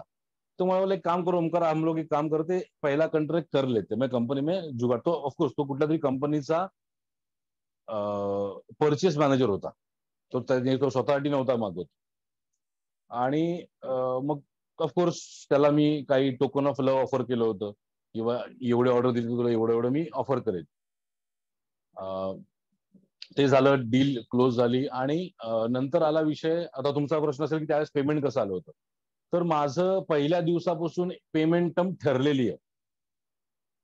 आणि याच्या बाबतीत मी मानतो ते चायनावाल्यांना, आणि त्यांच्याकडनं मी अडॉप्ट केलेलं आहे की भाऊ 100% ऍडव्हान्स दे, हे पहिलं कोट करायचं आणि ठाम राहायचं 50%वर. जर त्याला तुमचं प्रोडक्ट आवडलं असेल तर तो 50%च्या खाली येऊ शकत नाही. नाही त्याला सांगा ओके ठीक आहे, नाही तुला आवडत, रिलेशन ठेवू, चांगले संबंध राहतील, पण व्यवहार नाही करता येणार. माझी ही पेमेंट टर्म आहे की 50% ऍडव्हान्स आणि 50% एलसी. मागताना तर 100% मागायचं. हे चायनावाल्यांची स्ट्रॅटेजी. मग ते हो नाही हो नाही हो नाही करत करत तो बोलला चलो 50% पे हम लोग, 50% ऍडव्हान्स आणि 50% इरिव्होकेबल एलसी. आपण काय करतो माहिती बऱ्याच वेळा की आपले लोक ना घाईमध्ये ऑर्डर मिळते ना, आयुष्यपत जाऊ दे, काय पण करू करू ऍडजस्ट, जाऊ दे 30%च घेऊ. आपण ऑर्डर तर जाईल, पहिला कंटेनर तर जाईल, नका करू, काही घाई नाहीये. सो असा हा माझा पहिला ट्रेड कम्प्लीट झाला. पहिल्या ट्रेडमध्ये पेमेंट चांगलं आलं. पहिल्या ट्रेडमध्ये मला मिळालेलं प्रॉफिट साधारणपणे 4.5 लाख रुपयाच्या आसपास होतं, सगळे पैसे क्लिअर ऑफ वगैरे करून. आणि तेव्हापासून प्रवास चालू आहे. त्याच्यानंतर वाईट अनुभव पण या सगळ्या प्रोसेसमध्ये बरेच आले. काही लोकांनी एका व्यक्तीबरोबर माझं तो इंडोनेशिया मधला होता, त्याच्यावर रिलेशन फार चांगले झाले. त्यांनी मला अचानक फोन केला की थोडासा प्रॉब्लेम है, आप मुझे एक काम कीजिए, ऍडव्हान्स ये कंटेनर का नहीं दे पाऊंगा. म्हणजे त्याच्याबरोबर मी ऑलरेडी काही 60 एक कंटेनरचं काम केलं होतं. पण नंतर तो बोला की ये कंटेनर का काम नहीं दे, ये कन्साइनमेंट का काम ऍडव्हान्स नहीं दे पाऊंगा, मैं आपको बाद में दे देता हूं. आणि तोपर्यंत रिलेशन फार चांगले झाले होते. त्यांनी 6 कंटेनर माझ्याकडनं घेतले आणि पैसे नाही दिले. पण फॉर्च्युनेटली मी बाकीच्या गव्हर्नमेंटच्या आहे, मला तेवढी सिक्युरिटी मी ठेवून स्वतःची बाळगून होतो की अथॉरिटीज बरोबर कनेक्शन ठेवणं, मग नंतर त्याला ब्लॅकलिस्ट करणं. आणि पेमेंट ते आता थोडं थोडं थोडं करत येत आहे. पण येस, फुल पेमेंट तो एक सगळ्यात मोठी चूक होती माझी. सो ही चूक कदाचित तुम्हाला पण असं होईल की आपल्याला असं वाटतं की ओके या माणसावर रिलेशन चांगले बनलेत, आता त्याच्यावर आपण व्यवहार काय जरासा लूज ठेवला तरी चालेल. व्यवहार एका जागेवर ठेवा आणि रिलेशन एका जागेवर ठेवा. थ्रू आउट लाईफ जर्नीमध्ये बघायला गेलं तर अप्स अँड डाऊन्स भरपूर आले. एक पिरियड होता की खूप क्रीम पिरियड होता माझा लाईफ मधला. नंतर मग कम्प्लीट डाऊन गेलो, लोन्स मध्ये गेलो, करत हळूहळू करत करत करत रिकव्हर केलं. आणि हे चालू आहे. Up and down is the part of life. म्हणजे मला असं वाटत नाही की मी आज इतका कम्फर्टेबली तुमच्याशी बोलतोय, कदाचित 6 महिने वर्षभरांनी परिस्थिती वेगळी असेल, पॉझिटिव्ह असेल किंवा निगेटिव्ह असू शकते. सो बिझनेस करत असताना या सगळ्या गोष्टींची तयारी ठेवणं फार गरजेचं आहे. आणि सगळ्यात महत्वाची गोष्ट जी मी फॉलो करतो, की जी मी हसन सरांकडनं शिकलोय फॉलो करायला, ती म्हणजे हसन सर आणि मी एकत्र व्यवहार किंवा बिझनेस करण्याच्या पूर्वी मी माझ्या बिझनेसमधनं प्रॉफिट्स घ्यायचो. आता हसन सरांमुळे मी माझ्या बिझनेसमधनं पगार घेतो. हे अनेक कम्युनिटीज ही प्रोसेस फॉलो करतात. आपल्याकडे काय होतं की ₹1,00,000 प्रॉफिट आलं ना, चल ना 70,000 उडवून आपलेच आहेत. घे आयफोन, घे मॅकबुक, घे ऍपल, घे तुझं राडोचं घड्याळ. आणि मग त्याला लिमिट नाही राहत. कारण मग एका महिन्यात 70,000 आले, पुढच्या महिन्यात कदाचित 20,000 येतील. मग ती 70,000ची सवय लागलेली असते. सो जरी स्वतःचा व्यवसाय असला तरी आम्ही पगार उचलतो. म्हणजे मी काय म्हणा, हसन सर काय म्हणा, आपापल्या बिझनेसमधून आम्ही पगार उचलतो. आणि आम्हाला पगार किती उचलायचा हे आमचा बिझनेस सांगतो आम्हाला. म्हणजे मला विचाराल तर मी माझ्या व्यवसायाशी गप्पा मारतो, की बाबा आत्ता तुझी काय पात्रता आहे मला देण्याची. मी ठरवलं की माझी इच्छा मला ₹50,000 महिन्याला पाहिजेत, की माझी इच्छा मला ₹1,00,000 महिन्याला पाहिजेत. तर माझी इच्छा आहे, मला विचारायला मला महिन्याला किती पाहिजेत, तर मी तर सांगेन महिन्याला मला ₹60,00,000 पाहिजेत. पण मग ते ₹60,00,000 मला घेण्यासाठी मी किती इनपुट दिले पाहिजे, मग ते इनपुट मी देतोय का? मग त्याच्या अगेन्स्ट मी सॅलरी स्वतःला जस्टिफाय करणं इज व्हेरी मच इम्पॉर्टंट. स्वतःशी जेवढे प्रामाणिक आपण राहू शकतो ना, आता चुका प्रत्येकाकडून होतात. मी देखील केल्या चुका. मग ते व्यवहारातल्या चुका असतील किंवा व्यवसायातल्या चुका असतील किंवा नात्यासंबंधांमधल्या चुका असतील, हे प्रत्येक जण करतो. आपण काय कोण देव नाही. देव देखील चुकलेले आहेत वेळेला. सो आपले लोक ना बऱ्याच वेळा गिल्ट कॅरी करतात. तो गिल्ट कॅरी करू नका. दुसरं म्हणजे ते प्री कन्सिव्ह नोशन्स असतात, की मला वेबिनार मध्ये अनेक लोक येतात. आता परवा एक वेबिनार होता. त्या वेबिनारमध्ये मला एकाने हे केलं की सर मराठी माणसाला फक्त फसवू नका. मी काही बोलायच्या आधी दुसऱ्या एका तिकडच्या कॅन्डिडेटने त्याला रिप्लाय केला की अरे 2,500 मध्ये कपड्याची जोडी पण येत नाही, तर हे तुला काय फसवणार ₹2,500 घेऊन. तर त्यांना मी नंतर त्या व्यक्तीशी बोललो. त्यांना म्हटलं मला फोन करा. त्यांना म्हटलं का तुम्ही असं बोलत की फसवू नका. तर सर असं झालेलं की काही गुजरातच्या कंपन्या आल्या, त्यांनी आमच्याकडे ट्रेनिंग आम्हाला दिलं आणि नंतर पुढे काहीच त्यांनी फोन पण उचलणे बंद केलं. सो हे प्री कन्सिव्ह नोशन्स ठेवणं चुकीचं. बिझनेसचे 3 रूल मी जे फॉलो करतो, एक तर एक 2 सेटमध्ये. ते सगळ्यात पहिला सेट म्हणजे कन्सिस्टन्सी, नंतर तुमचं डेडिकेशन आणि नेटवर्क, हे एक झाले. आणि दुसरं म्हणजे सगळ्यात महत्वाचं एम्पॅथी. म्हणजे एम्पॅथीचा अर्थ सांगायला गेलं तर समोरच्याला सिम्पथाइज करणं. समोरचा, आपण समजा मी तुम्हाला एखादी गोष्ट सांगतोय, तर तुम्ही त्याच्यावर जी रिएक्शन देता, तर ती रिएक्शन तुम्ही का दिली. म्हणजे अनेक वेळा असं होतं ना की ग्रुपमध्ये आम्ही विचारतोय तुम्हाला पीपीटी पाठवा, तुम्ही पीपीटी का नाही पाठवत. मी जस्ट उदाहरण म्हणून देतो. तर त्यावेळेस तुम्ही एम्पथाइज का नाही करत, किंवा कदाचित अवंती काहीतरी प्रॉब्लेम मध्ये असेल, किंवा कदाचित ओमकार काहीतरी कुठेतरी अडकला असेल, किंवा कदाचित सचिन सर कुठेतरी ट्रेनिंग मध्ये अडकले असतील, किंवा कदाचित हसन सर काहीतरी प्रॉब्लेम मध्ये असतील. जी गोष्ट रोज होत आलेली ती अचानक जर नाही झाली तर त्याला कधी कारण असतं. सो ही सगळ्यात पहिला, हा व्यवसायामध्ये पण रूल लागू होतो, एम्पॅथी. दुसरा सगळ्यात मोठा रूल आहे तो म्हणजे आपल्या फायद्यापेक्षा समोरच्याचा फायदा काय आहे, हे ज्याला जमलं ना, कळत, हे ज्याला कळता आलं ना, तो व्यवसायामध्ये कधी हे होतो. म्हणजे मी व्यवसाय करत असताना सगळ्यात पहिले बघतो की समोरच्याला काय याच्यातनं मिळणार आहे. कारण मला एकदा त्याच्यावर व्यवसाय करून, एकदा व्यवहार करून विषय तोडायचा नाहीये. या चुका मी ऑलरेडी केलेल्या आहेत. या चुका अनेक वेळा केल्या ना मी. मी तुम्हाला जे सांगतोय हे अनुभवाचे बोल आहेत. मी आधी असं होतं, आधी माझी टेंडन्सी अशी होती की चल ना, मिळतंय ना, घेऊ ना, बघू ना नंतर. पण नंतर कळायला लागलं की याच्यातनं आपला बिझनेस अफेक्ट होत चाललाय. बघू ना नंतर हा जो विषय आहे ना, हा खूप त्रासदायक होतो. मेजरली पैशाच्या बाबतीत हा विषय होतो. आता आधीचा मी आणि आत्ताचा मीच एक सांगतो की आपल्या उद्यमीची जे जिल्हा मिटिंग होतात, त्या मिटिंगच्या वेळेस एक पुण्यातले एक व्यक्ती आले. त्यांचं नाव नाही आता मी सांगू शकत. फार मोठे पोस्टवर होते, गव्हर्नमेंटमध्ये रिटायर झाले, आणि त्यांनी मला ऑफर केलं की सर आपण काहीतरी एकत्र बिझनेस करू, मी तुम्हाला ₹5 कोटी फंडिंग देतो. आणि संध्याकाळची वेळ, एक शब्द पण याच्यातला खोटा नाहीये. तुम्ही फक्त माझ्या मुलाला तुमच्या बरोबर घ्या. तुम्ही मला फंडिंग सांगा, आम्ही करू काय. म्हटलं सर तुमच्या मुलाला काय करायचं तुम्हाला व्यवसाय सांगा, तर आम्ही कन्सल्टन्सी देतो, माझे कन्सल्टन्सी चार्जेस घेईल आणि बाजूला होईल. तर ते 5 कोटीवर लात मारायला पण धैर्य धैर्य लागतं, जे माझ्यात आता आलंय. कारण मी आधी अशा चुका केलेल्या आहेत की ठीक आहे, येत आहेत ते घेऊ दे, आणि नंतर मग त्यातनं जे होतं ते झालं.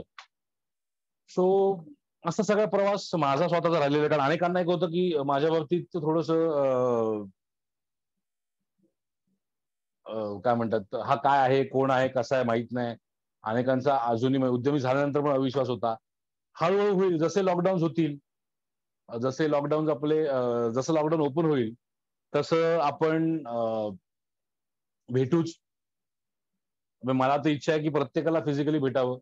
आता पुणे आणि नाशिक जिल्हा झालाय, तो पण परत करेन मी. ठाणे जिल्ह्यात तर आपलं ऑफिस आहे, तर त्यावेळेस पण तुम्ही जसं लॉकडाऊन आणि कोविड हे होईल तसे मी तुम्हाला भेटायला येईन. तुम्हाला जर भेटायला यायचं असेल तर तुम्ही मला भेटायला या. ऑफकोर्स आता कोविडमध्ये नका येऊ. आणि चालत राहील सगळं आपलं एकत्र. एक सांगतो तुम्हाला, जर माझ्याबरोबर जोडलेला गेलेला आहात ना, नवीन गोष्टी मी करतो. मला ना नव्याने काहीतरी करत राहायला आवडतं. मला काहीतरी करत राहायला आवडतं. म्हणजे आता एक्सपोर्ट इम्पोर्ट मला असं वाटलं ठीक आहे, आता हे एक्सपोर्ट इम्पोर्ट मध्ये आपल्याकडे लोक येत आहेत, करतायत, छान छान चाललंय, पण नाही माझ्या डोक्यात तो किडा चालू असतो की पण अजून काय देता येईल, अजून काय देता येईल, अजून काय देता येईल. म्हणजे आता तुम्हाला सगळ्यांना माहिती असेल की नाही मला माहिती नाही, मी कदाचित एका ऑडिओमध्ये पण सांगितलं होतं की आता ह्याच्यापूर्वी आपलं काय होतं की उद्यमी महाराष्ट्राचे व्हिडिओ 2 दिवसानंतर डिलीट होतील. आता ते व्हिडिओ तुमच्याकडे लाईफ टाईम राहणार आहेत. आयुष्यभर कधी तुम्ही, मग तुम्हाला तर मागे एक मी फॉर्म मागेल की ज्यांना व्हिडिओज हवेत त्यांनी प्लीज फॉर्म भरा. तो ज्यांनी नसेल भरला तो फॉर्म आता तुम्ही सगळ्यांनी परत भरा. त्याच्यामध्ये तुम्हाला एक लॉग इन आयडी आणि पासवर्ड दिला जाईल. त्या लॉग इन आयडी वरनं तुम्ही उद्यमी महाराष्ट्राच्या सीआरएम वरती, म्हणजे कस्टमर सीआरएम सिस्टीम जी आहे त्या उद्यमी महाराष्ट्र वेबसाईट वरती लॉग इन करायचं. ते तुम्हाला सीआरएम ला कनेक्ट करेल.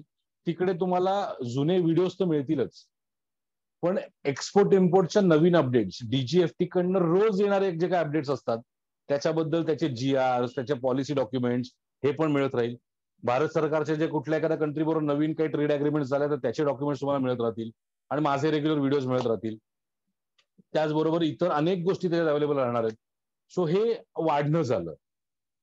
म्हणजे मी जर कमर्शियल असतो, मी मला विचाराल ना आता प्रामाणिकपणे अनेकांच्या मनात हा एक विचार असेल की एवढे पैसे यांच्याकडे येतात, हे या पैशाचं करतात काय. अनेकांचे कॅल्क्युलेशन पण लावून झाले असतील की एवढे स्टुडंट गुणिले 2,500. तर त्याच्यावरती सांगतो ही सगळे पैसे तुमच्याच डेव्हलपमेंटसाठी लागणार आहेत.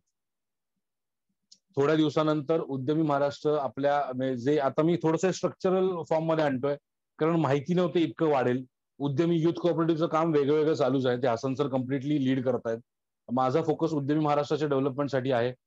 आणि त्या डेव्हलपमेंटचा जो मेजर फोकस राहील तो म्हणजे आता तुम्ही तुमच्या बिझनेससाठी डिजिटल मार्केटिंग कसं करायचं याच्या बाबतीत काही गोष्टी येतील. तुम्ही एसईओस कसं करायचं, तुम्ही लीड जनरेशन कसं करायचे, स्थानिक लेवलला ज्यांना व्यवसाय करायचे ते व्यवसाय तुम्ही कसे करू शकता, या सगळ्या अनेक फॉर्मॅटमध्ये आपण येतोय आता. सो ते हळूहळू एक एक गोष्टी तुमच्याकडे येत जातील. कारण प्रामाणिकपणे सांगतो गेले 2 महिने मी आणि हसन सरांनी काही काम केलेलं नाही. कारण मनाने मला माझा एक प्रॉब्लेम आहे की मी जर मेंटली स्ट्रॉंग नसेल, मी जर मेंटली स्टेबल नसेल तर मी निर्णय घेत नाही.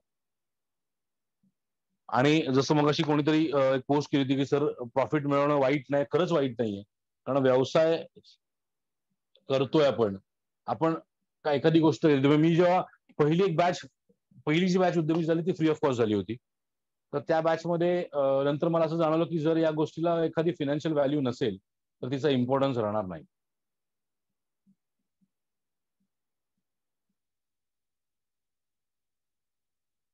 तर तिचा इम्पॉर्टन्स राहण्यासाठी म्हणून आपण 2,500 रुपये फी घेतली. आणि 2,500 रुपयेच फी का असे मला अनेकांनी विचारलं होतं. तर त्याचं कारण असं आहे की मी रिसर्च केला की गव्हर्नमेंटचे काही कोर्सेस आहेत 3 किंवा 4 दिवसाचे, त्याचे चार्जेस काय, तर त्याचे चार्जेस 3,000 रुपये. 3,000 रुपये चार्जेस आणि 7 का 8 दिवस ट्रेनिंग दिलं जातं. म्हणून मी डिसाईड केलं की आपण त्याच्यापेक्षा पण कमी फी असायला हवी, म्हणून ती फी 2,500 रुपये घेतो.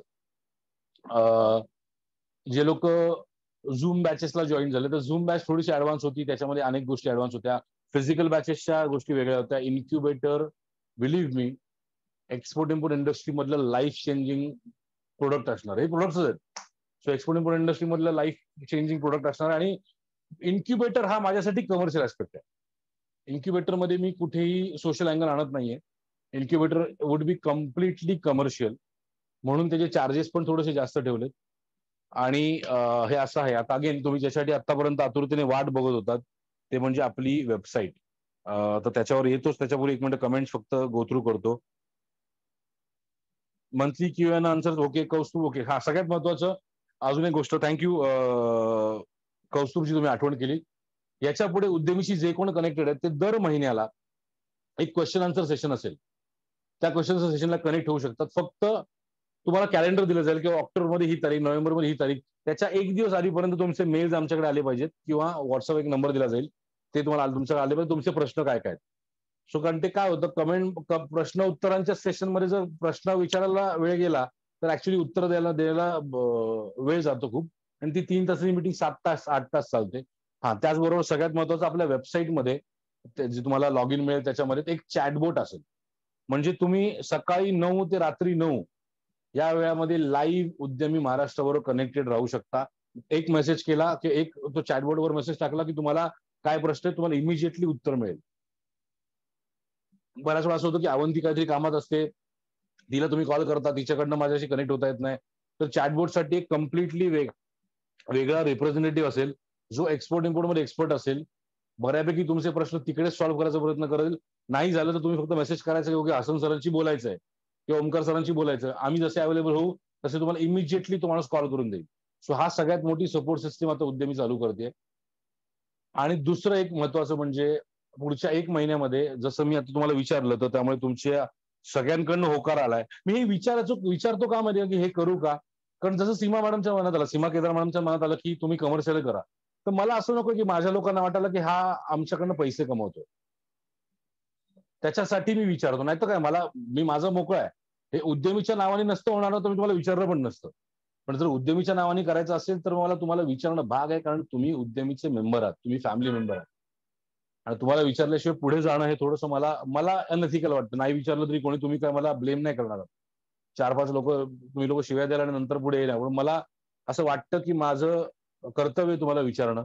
सो त्यासाठी मी हे विचारलं. फर्स्ट एक्सपोर्ट सर करणं समुद्र आहे यात जेवढा शिकाल. ओके ओके, तुमच्या सगळ्यांचे कमेंट्स मी नंतर वाचेन परत एकदा. आणि याकडे खूप कमेंट्स आलेले आहेत. पण मला एक आवर्जून सांगायचंय की याच्या आधी कदाचित तुम्हाला सपोर्टमध्ये प्रॉब्लेम आला असेल किंवा तुम्ही मेल्स केले तर रिप्लाय नाही आले किंवा अवंतीला कॉल केले, अवंतीचा कॉल दुसऱ्या फोनवर चालू आहे आणि तिने रिप्लाय नाही करता आला तिला. होतं असं. किंवा अनेक वेळा असं आलं की अवंती सुट्टीवर आहे, फोन तिच्याकडे, त्यामुळे ती कुठेतरी फॅमिलीवर बाहेर गेली आहे, त्यामुळे तिला कनेक्ट नाही होता आलं. आणि मग नंतर मला सर ती अवंती मॅडमने फोन केला तर त्या फोनच नाही उचलत आमचे. सो ह्या अनेक गोष्टींचे एक सोल्युशन म्हणून आपण आता स्ट्रेट चॅटबॉट, थोडस टेक्नॉलॉजी ड्रिव्हन याच्याकडे जातोय आपण. तुम्हाला जे लागेल ते सगळं तुमच्या लॉग इन आयडी आणि पासवर्डवर अवेलेबल असेल. समजा तुम्ही आयईसी ची प्रोसेस आता करताय आणि आता डीजीएफटीच्या कडे नवीन नॉर्म आला तर ती नवीन नॉर्मचा व्हिडिओ तुमच्याकडे तुम्हाला तुमच्या लॉग इन आयडी आणि पासवर्डवर मिळेल. फक्त एक प्रामाणिकपणे आणि मनापासून सांगतो, तुमचा जो ईमेल आयडी असेल, जो तुम्ही आतापर्यंत फॉर्म भरलाय किंवा जो तुम्ही कायमचा वापरता, त्याच ईमेल आयडी वरनं लॉग इन द्या.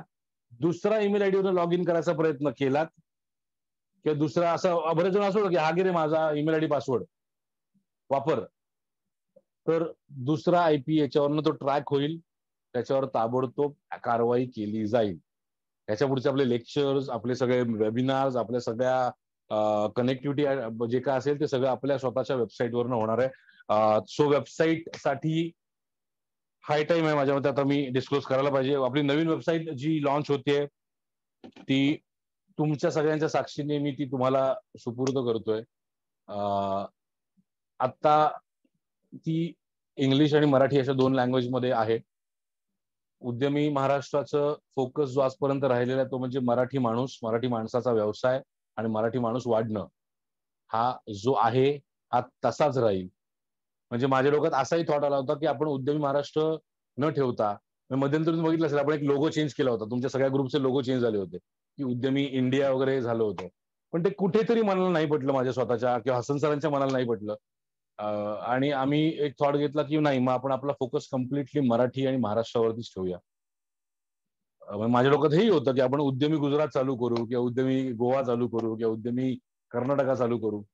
तर तो थॉट मला माहित नाही कसा होईल, पण उद्यमी महाराष्ट्र हे उद्यमी महाराष्ट्रच तुमचं उद्यमी महाराष्ट्र राहील. त्याच्यामध्ये उद्योग, प्रशिक्षण आणि व्यवसाय हाच ह्याचा बेस राहील. आणि ह्याच्या पुढे जर तुम्ही सगळ्यांनी, आय गेस मॅक्सिमम लोकांनी मला होकार दिलेला आहे, तर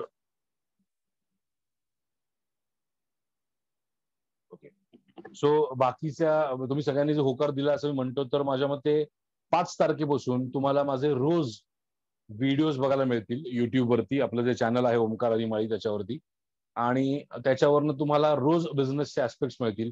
आणि ज्यांचं म्हणणं असं होतं की हे कमर्शियल होईल, तर हे सगळे व्हिडिओज बिझनेसचे फ्री ऑफ कॉस्ट असतील. फक्त त्याच्यासाठी मला तुमच्याकडनं एक कमिटमेंट हवी म्हणा किंवा एक शब्द हवाय म्हणा की हे व्हिडिओ सगळे फ्री ऑफ कॉस्ट असतील. त्या व्हिडिओचे काही चार्जेस नसतील, त्याचं काही हे नसेल. कुठले म्हणतोय मी? बिझनेस कोचिंगचे, उद्यमी महाराष्ट्राचे ट्रेनिंगचे नाही. बिझनेस कोचिंगचे व्हिडिओ वेगवेगळ्या विषयांवरती, वेगवेगळ्या बिझनेस ओनर्सची काय म्हणतात इंटरव्ह्यूज, असं बरंच काही डोक्यात आहे. त्याचं तुम्हाला दिसेल थोड्या दिवसामध्ये. 5 तारखेपासून ते चालू होईल आणि त्याचा कंटेंट तुम्हाला फ्री ऑफ कॉस्ट अवेलेबल असेल. फक्त एकच तुम्हाला काम करावं लागेल, ते म्हणजे आपलं युट्यूब चॅनल तुम्हाला वाढवावं लागेल. ते वाढवायचं काम तुमचं. कंटेंट तुम्हाला काय हवा आहे, त्याच्यामध्ये तुम्हाला काय वाटतं की तुम्हाला व्हिडिओज कसले हवेत, फिनान्स रिलेटेड हवेत, मॅनेजमेंट रिलेटेड हवेत, ऍडमिनिस्ट्रेशन रिलेटेड हवेत, ऑपरेशन रिलेटेड हवेत, तर ते सगळे तुम्ही या आता कमेंट बॉक्समध्ये मेन्शन पण करू शकता की तुम्हाला कशाच्या बाबतीतले व्हिडिओज हवेत. ते व्हिडिओज मी तुमच्या सगळ्यांसाठी बनवेन. त्या व्हिडिओचे काहीच चार्जेस नसतील. हा, त्याच्यानंतर मी एक kind of support system launch करेन. त्या सपोर्ट सिस्टमचे काही चार्जेस असतील. त्या सपोर्ट सिस्टम तुम्हाला, जर तुम्ही 1 मे 2021 ला उद्यमी महाराष्ट्राचे मेंबर असाल, म्हणजे आता तुम्ही जे कोण आहात, जर तुम्ही उद्यमी महाराष्ट्राची फी भरलेली आहे, तर ते कम्प्लीट ट्रेनिंग मॉड्यूल तुम्हाला फ्री ऑफ कॉस्ट दिलं जाईल. फ्री ऑफ कॉस्ट म्हणजे ऍब्सोल्युटली फ्री ऑफ कॉस्ट. त्याच्यासाठी तुमच्याकडनं चार्जेस घेतले जाणार नाही. पण त्याच्यासाठी सगळ्यात, जर तुम्हाला मला बूस्टेड ठेवायचं असेल, तर तुम्हाला ते युट्यूब आपलं जे चॅनल आहे, ते सगळ्यात पहिले माझ्यावरती अनेक लोकांनी आपल्या युट्यूब चॅनल सबस्क्राईब नाही केलेले आहेत किंवा लाईक नाही केलेत व्हिडिओ. ते शेअर करा, हे करा, ते ठीक आहे. ते प्रत्येक वेळेस लोकांचं सांगणार नाही, तुम्हाला माहिती आहे काय करायचंय. सो मला स्वतःचं माझं मॉरल बूस्ट करण्यासाठी, कारण एक लक्षात ठेवा, मी या सगळ्या प्लॅटफॉर्मवर ना पैसे नाही कमवत आहे, पण पॉप्युलॅरिटी कोणाला नकोय, मला तर हवी आहे आणि ती तुमच्यामुळे मिळू शकते. सो एक शेअर जर तुम्ही केलात तो व्हिडिओ तुमच्या ग्रुप्समध्ये, अनेक व्हिडिओज मी टाकत असतो प्रत्येक वेळेस, तर ते तुमच्या ग्रुपमध्ये शेअर करा. पण ते जसं वाढेल तसं मला तो हुरूप येईल. आणि त्याच्यासाठी एकच छोटीशी रिक्वेस्ट आहे तुमच्याकडे, त्याला काय पैसे लागत नाहीत. आणि दुसरं म्हणजे उद्यमी जे आपण नेक्स्ट बिझनेस कोचिंगचे टाकतोय, त्याचे सगळे व्हिडिओज तुमच्यासाठी फ्री ऑफ कॉस्ट असतील. पण येस, 1 महिन्यानंतर किंवा 2 महिन्यानंतर आपण त्याचं एक वर्कशॉप लॉन्च करणार आहोत. सगळ्यात पहिले तर तुम्हाला त्या वर्कशॉपचं ट्रेनिंग दिलं जाईल सगळ्यांना. बेसिक वर्कशॉपचं ट्रेनिंग, ऍडव्हान्स नंतर असतील ते, त्यात बऱ्याचशा गोष्टी येतील. तर त्याच्यासाठी देखील तुम्हाला जर कोणाला काम करायचं असेल बिझनेस डेव्हलपर म्हणून, तर तुम्ही करू शकता. सो या आज गोष्टी मला अनाऊन्स करायच्या होत्या. आणि सगळ्यात महत्वाचं, आता उद्यमी महाराष्ट्राची वेबसाईट, माझ्यामध्ये अनेक लोक मला शिवाय देत असतील, 8:30 वाजलेत, हा 1.5 तास झाला बडबड करतोय. तुमच्यासारखं कम्युनिकेशन स्किल कसं डेव्हलप करायचं त्याचा व्हिडिओ. ओके, कमेंट बॉक्समध्ये, येस, कमेंट बॉक्समध्ये प्लीज मला सगळ्यांनी सांगा की कुठले कुठले व्हिडिओ तुम्हाला हवेत.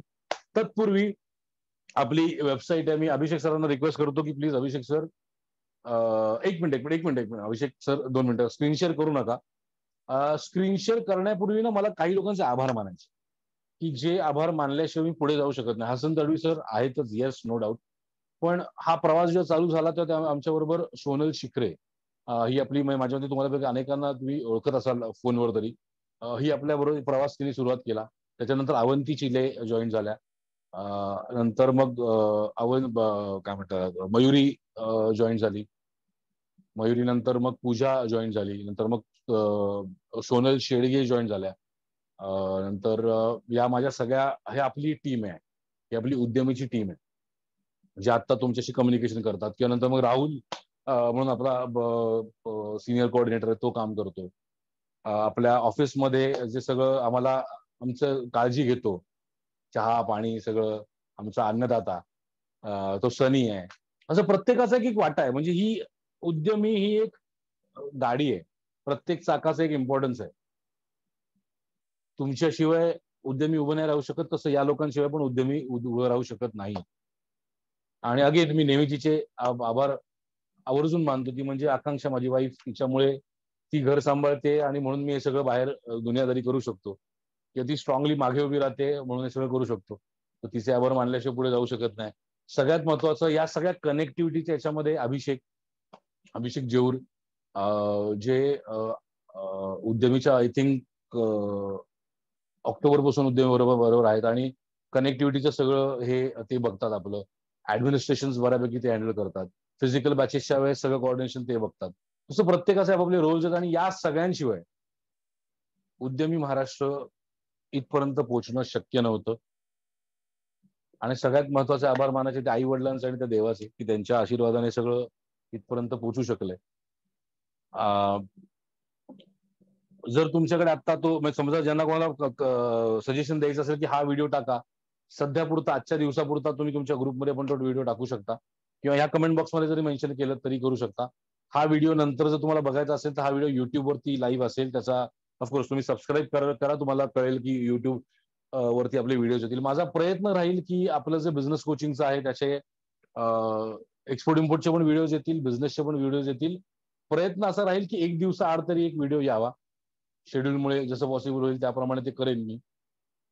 पण मी जे नेहमीच म्हणतो की तुमची जर काम करायची तयारी असेल आणि मेहनत करायची तयारी असेल तर तुमचा व्यवसाय उभा करायची जबाबदारी डॉक्टर ओमकार हरिमाळीची असेल. हा एवढा तुम्हाला शब्द आहे माझा. आणि मी आता अभिषेक सरांना रिक्वेस्ट करतो, अभिषेकजी प्लीज स्क्रीन शेअर करा आणि सगळ्यांना आपली वेबसाईट दाखवा. वेबसाईट आपली जी आहे, एक मिनिट अभिषेकजी मला स्क्रीन शेअरचा हे देता.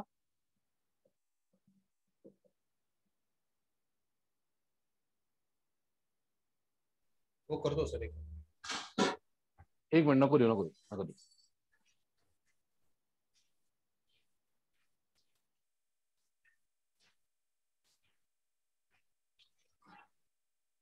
हा द्या,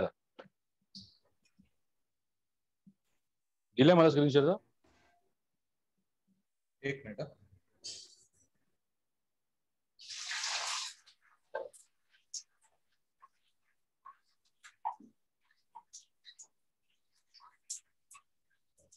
राईट्स दिले की सांगा फक्त मला.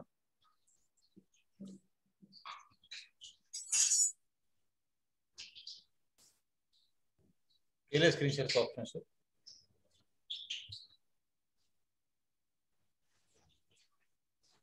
वेबसाईट शेअर केली सर.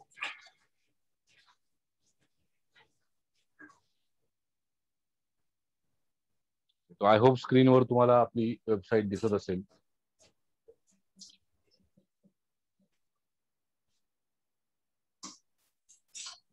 याच्यावर मध्ये अनेक गोष्टी अजून ऍड होतील. डिरेक्टली कनेक्ट व्हायचं असेल तर डिरेक्टली लेफ्ट साईडला कनेक्ट होण्याचा एक ऑप्शन आहे.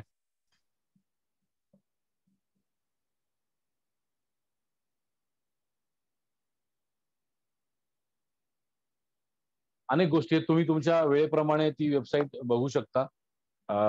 शांतपणे जसा वेळ मिळेल तुम्हाला त्याप्रमाणे बघू शकता. इथे ब्लॉग्स ऑप्शन आहे, त्या ब्लॉग्स वरती तुम्हाला माझे रेग्युलर ब्लॉग्स येतील, आपल्या फॅकल्टीचे अनेक ब्लॉग्स असतील.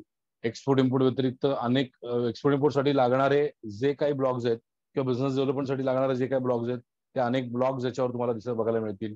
आपले इमेजेस इथे याच्यावरती अजून उद्या नाही 5 तारखेनंतर त्याच्यावरती एक लॉग इन नावाचं बटन येईल लँग्वेजेसच्या बाजूला.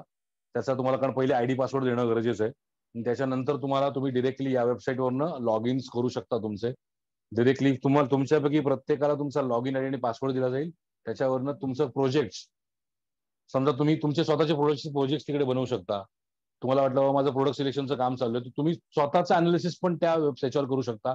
आणि ह्याच्या पुढे उद्यमी एक थोडंसं वेगळी झेप घेण्याचं जे म्हणते ते म्हणजे आतापर्यंत उद्यमी बरोबर जे लोक जॉईन झालेले आहेत 1 मे 2021 ला, मी परत सांगतो 1 मे 2021 ला जर तुम्ही उद्यमी महाराष्ट्राचे मेंबर असाल, उद्यमी महाराष्ट्राचे सभासद असाल किंवा उद्यमी महाराष्ट्राच्या ग्रुपमध्ये असाल तर तुम्हाला ह्याच्या पुढे उद्यमीचा मिळणाऱ्या अनेक गोष्टी म्हणजे त्याच्यामध्ये अनेक बिझनेस डेव्हलपमेंट टेक्निक्स असतील, याचे अनेक वेबिनार म्हणा किंवा वर्कशॉप्स म्हणा मी लवकरच तुम्हाला हे करेन आणि त्याचे काहीही चार्जेस नसतील. मी एक कमिटमेंट तुम्हाला पहिल्या वेळेसपासून देतोय की इथे बिझनेस तुमचा वाढवणं हेच माझं ध्येय आहे. अगेन अनेकांचं असं म्हणणं असेल की ठीक आहे सर तुम्ही आता फ्री देता मग पुढच्या गोष्टी पण फ्री द्या, पण ते पॉसिबल होणार नाही कारण काही गोष्टी कमर्शियली मॅनेज कराव्या लागतात. पण इंटरनॅशनल बिझनेस बरोबर लोकल बिझनेस पण कसा उभा करता येऊ शकेल. तुमच्यापैकी जर कोणाला उद्यमी सोबत लोकल बिझनेस मध्ये काम करायचं असेल, उद्यमी महाराष्ट्राचं बोलतोय मी, उद्यमी युथचं बोलत नाहीये, प्लीज कल्लत करू नका. तर ते देखील तुम्हाला या सगळ्याच्यामध्ये दिलं जाईल. छोटे छोटे टेक्निक्स मला सांगितले जातील, ट्रेन केले जातील. तो बिझनेस कोचिंगचा फॉर्मॅट त्याच्यामध्ये असेल आणि त्या बिझनेस कोचिंगचा एक काय म्हणतात प्रोग्राम असेल मोठा. तो program would be chargeable of course. तो मॉड्यूल जो असेल, तो फोरम जो असेल तो कम्प्लिटली चार्जेबल असेल. ते तुम्हाला त्याच्या आधी त्याचे थोडे हे मिळतील, त्याच्यानंतर तुम्ही डिसाईड करू शकता if you feel it will help your business. आता मराठी माणसासाठी सुरू केलेली जे प्लॅटफॉर्म होतं, जे युट्यूबवरनं चालू झालं होतं, जे लोकसत्तामध्ये आलेल्या एका छोट्याशा बातमीवरनं सुरू झालं होतं, त्याचा पुढचा पडाव 1 वर्षानंतर म्हणजे त्याची वेबसाईट आज आपण लॉन्च करत आहोत. आणि ही वेबसाईट मी तुमच्या सगळ्यांच्या स्वाधीन करत आहे. ही वेबसाईटचं जे डोमेन आहे ते आहे www.udyami.com UDYAMII.com.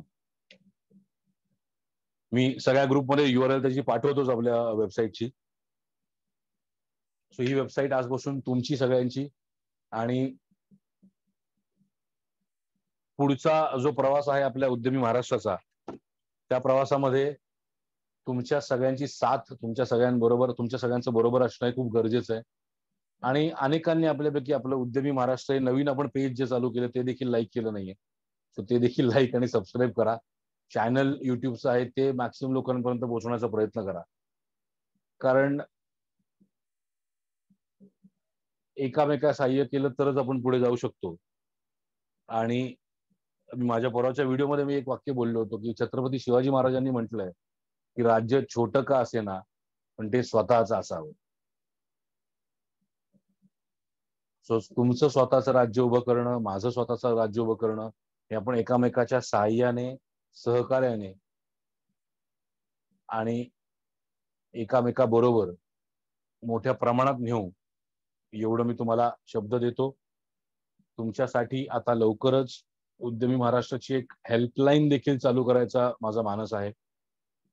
त्या प्रोसेसेस म्हणजे बिझनेस हेल्पलाईन माझ्या डोक्यात प्लॅन आहे, जी 24 आवर्स चालू होईल, जी कदाचित जुलैमध्ये लॉन्च करायचा माझा प्लॅन आहे. सो हळूहळू सगळं होईल. एक लक्षात घ्या, अनेकांचं असं असतं की तुम्ही हे चुकीचं केलं, तुम्ही ते चुकीचं केलं. मी पण काही इन्स्टिट्यूट चालवत नव्हतो. ट्रेनिंग मी याच्या आधी स्वतः दिली नव्हते कधी. मला माहित नव्हतं हे सगळं. त्यामुळे मी पण शिकतोय तुमच्या बरोबर. मला फक्त व्यवसाय कसा करायचा तो माहितीये. सो मी देखील डेव्हलप होत चाललेलो आहे. कदाचित तुम्ही ज्यावेळेस माझ्या जागेवर याल त्यावेळेस तुम्हाला देखील ह्याच गोष्टीचा अनुभव येतील. सो ही वेबसाईट आजपासून आपल्या सगळ्यांची, स्क्रीनशॉट थांबवा प्लीज. ही वेबसाईट आजपासून आपल्या सगळ्यांसाठी आहे, ओपन आहे. शेअर करा मॅक्सिमम लोकांपर्यंत. आणि जाताना एकच सांगेन की उद्यमी महाराष्ट्रातला प्रत्येक माणूस हा माझ्यासाठी माझ्या परिवारातला हिस्सा आहे. आणि तुमच्या डेव्हलपमेंटसाठी जे लागेल ते करायची मी मानसिकता ठेवतो. फक्त कधीतरी माझ्याकडनं डिले होतो, कधीतरी बऱ्याच वेळा डिले होतो, कधीतरी हसन सरांकडनं डिले होतो. तर ते थोडंसं समजून, म्हणजे समजा तुमच्या सख्ख्या भावाने जर असं काही केलं तर तुम्ही काय रिॲक्ट कराल, तसंच आमच्या बाबतीत पण रिॲक्ट करा. कारण माझ्यासाठी तुम्ही माझे सख्खे भाऊ आणि बहिणी आहात. सो असेच एकत्र प्रवास करणं गरजेचं आहे. आणि सगळ्यांना सगळ्यात महत्वाचं ते म्हणजे या सगळ्या कोविडच्या परिस्थितीमध्ये सेफ राहा. व्यवसाय आयुष्यभर करायचाच आहे. आत्ता जगलो वाचलो ना तर आयुष्यभर करू. सर सलामत तो पगडी 50. सो आता स्वतःला सेफ ठेवा. अनफॉर्च्युनेटली मी आता ऍक्च्युली वाट बघत होतो आपल्या दुबई ऑफिसमधनं, सॉरी बाहेर ऑफिसवरनं कनेक्ट होत आहेत का खोलगडे साहेब, पण अनफॉर्च्युनेटली ते कनेक्ट नाही होत आहेत. आय डोंट नो, मी दुसरीकडे माझा फोन त्यासाठी सारखा बघतोय. अनफॉर्च्युनेटली ते कनेक्ट होऊ शकत नाही. पण मी लवकरच ऑफिसचे फोटो शेअर करेन. आणि आजपासून वेबसाईट लॉन्च झाली आणि उद्यमी युथ कोऑपरेटिव्ह सोसायटीचं काम ऑफिशियली आजपासून चालू झालं असं मी जाहीर करतो. आजपासून आपले प्रोडक्ट्सचे या इतर सगळ्या गोष्टींच्या अनेक गोष्टी चालू होतील. सो त्याच्यासाठी जे लोक युथचे मेंबर्स आहेत त्यांना आता मला एकच सांगायचं आहे, कामाला लागा. आता मी तुम्हाला कामाला लावेन. आता तुम्हाला मागे हटायला चान्स नाही आहे. So get ready, fold your hand and get going. पुन्हा एकदा तुम्हाला सगळ्यांना महाराष्ट्र दिना पुन्हा एकदा तुम्हाला महाराष्ट्र दिनाच्या शुभेच्छा. आणि त्याचबरोबर उद्यमी महाराष्ट्राच्या पहिल्या वर्धापन दिनाच्या, तुमच्या उद्यमी महाराष्ट्राच्या पहिल्या वर्धापन दिनाच्या आणि आपल्या उद्यमी महाराष्ट्राच्या पहिल्या वर्धापन दिनाच्या मनपूर्वक शुभेच्छा देतो आणि तुमच्या सगळ्यांची रजा घेतो. जाताना परत एकदा एक सांगेन की तुम्ही काम करायची तयारी ठेवा, तुम्ही मेहनत करायची तयारी ठेवा. तुमचा व्यवसाय उभा करायची जबाबदारी हा डॉक्टर ओमकार हरिमाळी घेतोय. तुम्ही फक्त सोबत उभे राहा. तुमचा एक्सपोर्ट इम्पोर्टचा व्यवसाय असेल आणि आता तुमचा स्थानिक व्यवसाय असेल, तो व्यवसाय उभा करायसाठी हा ओमकार हरिमाळी तुमच्यासाठी कटिबद्ध आहे आणि तुमच्यासाठी तत्पर राहील, एवढा तुम्हाला शब्द देतो आणि तुमची रजा घेतो. धन्यवाद. जय हिंद, जय महाराष्ट्र, जय शिवराय.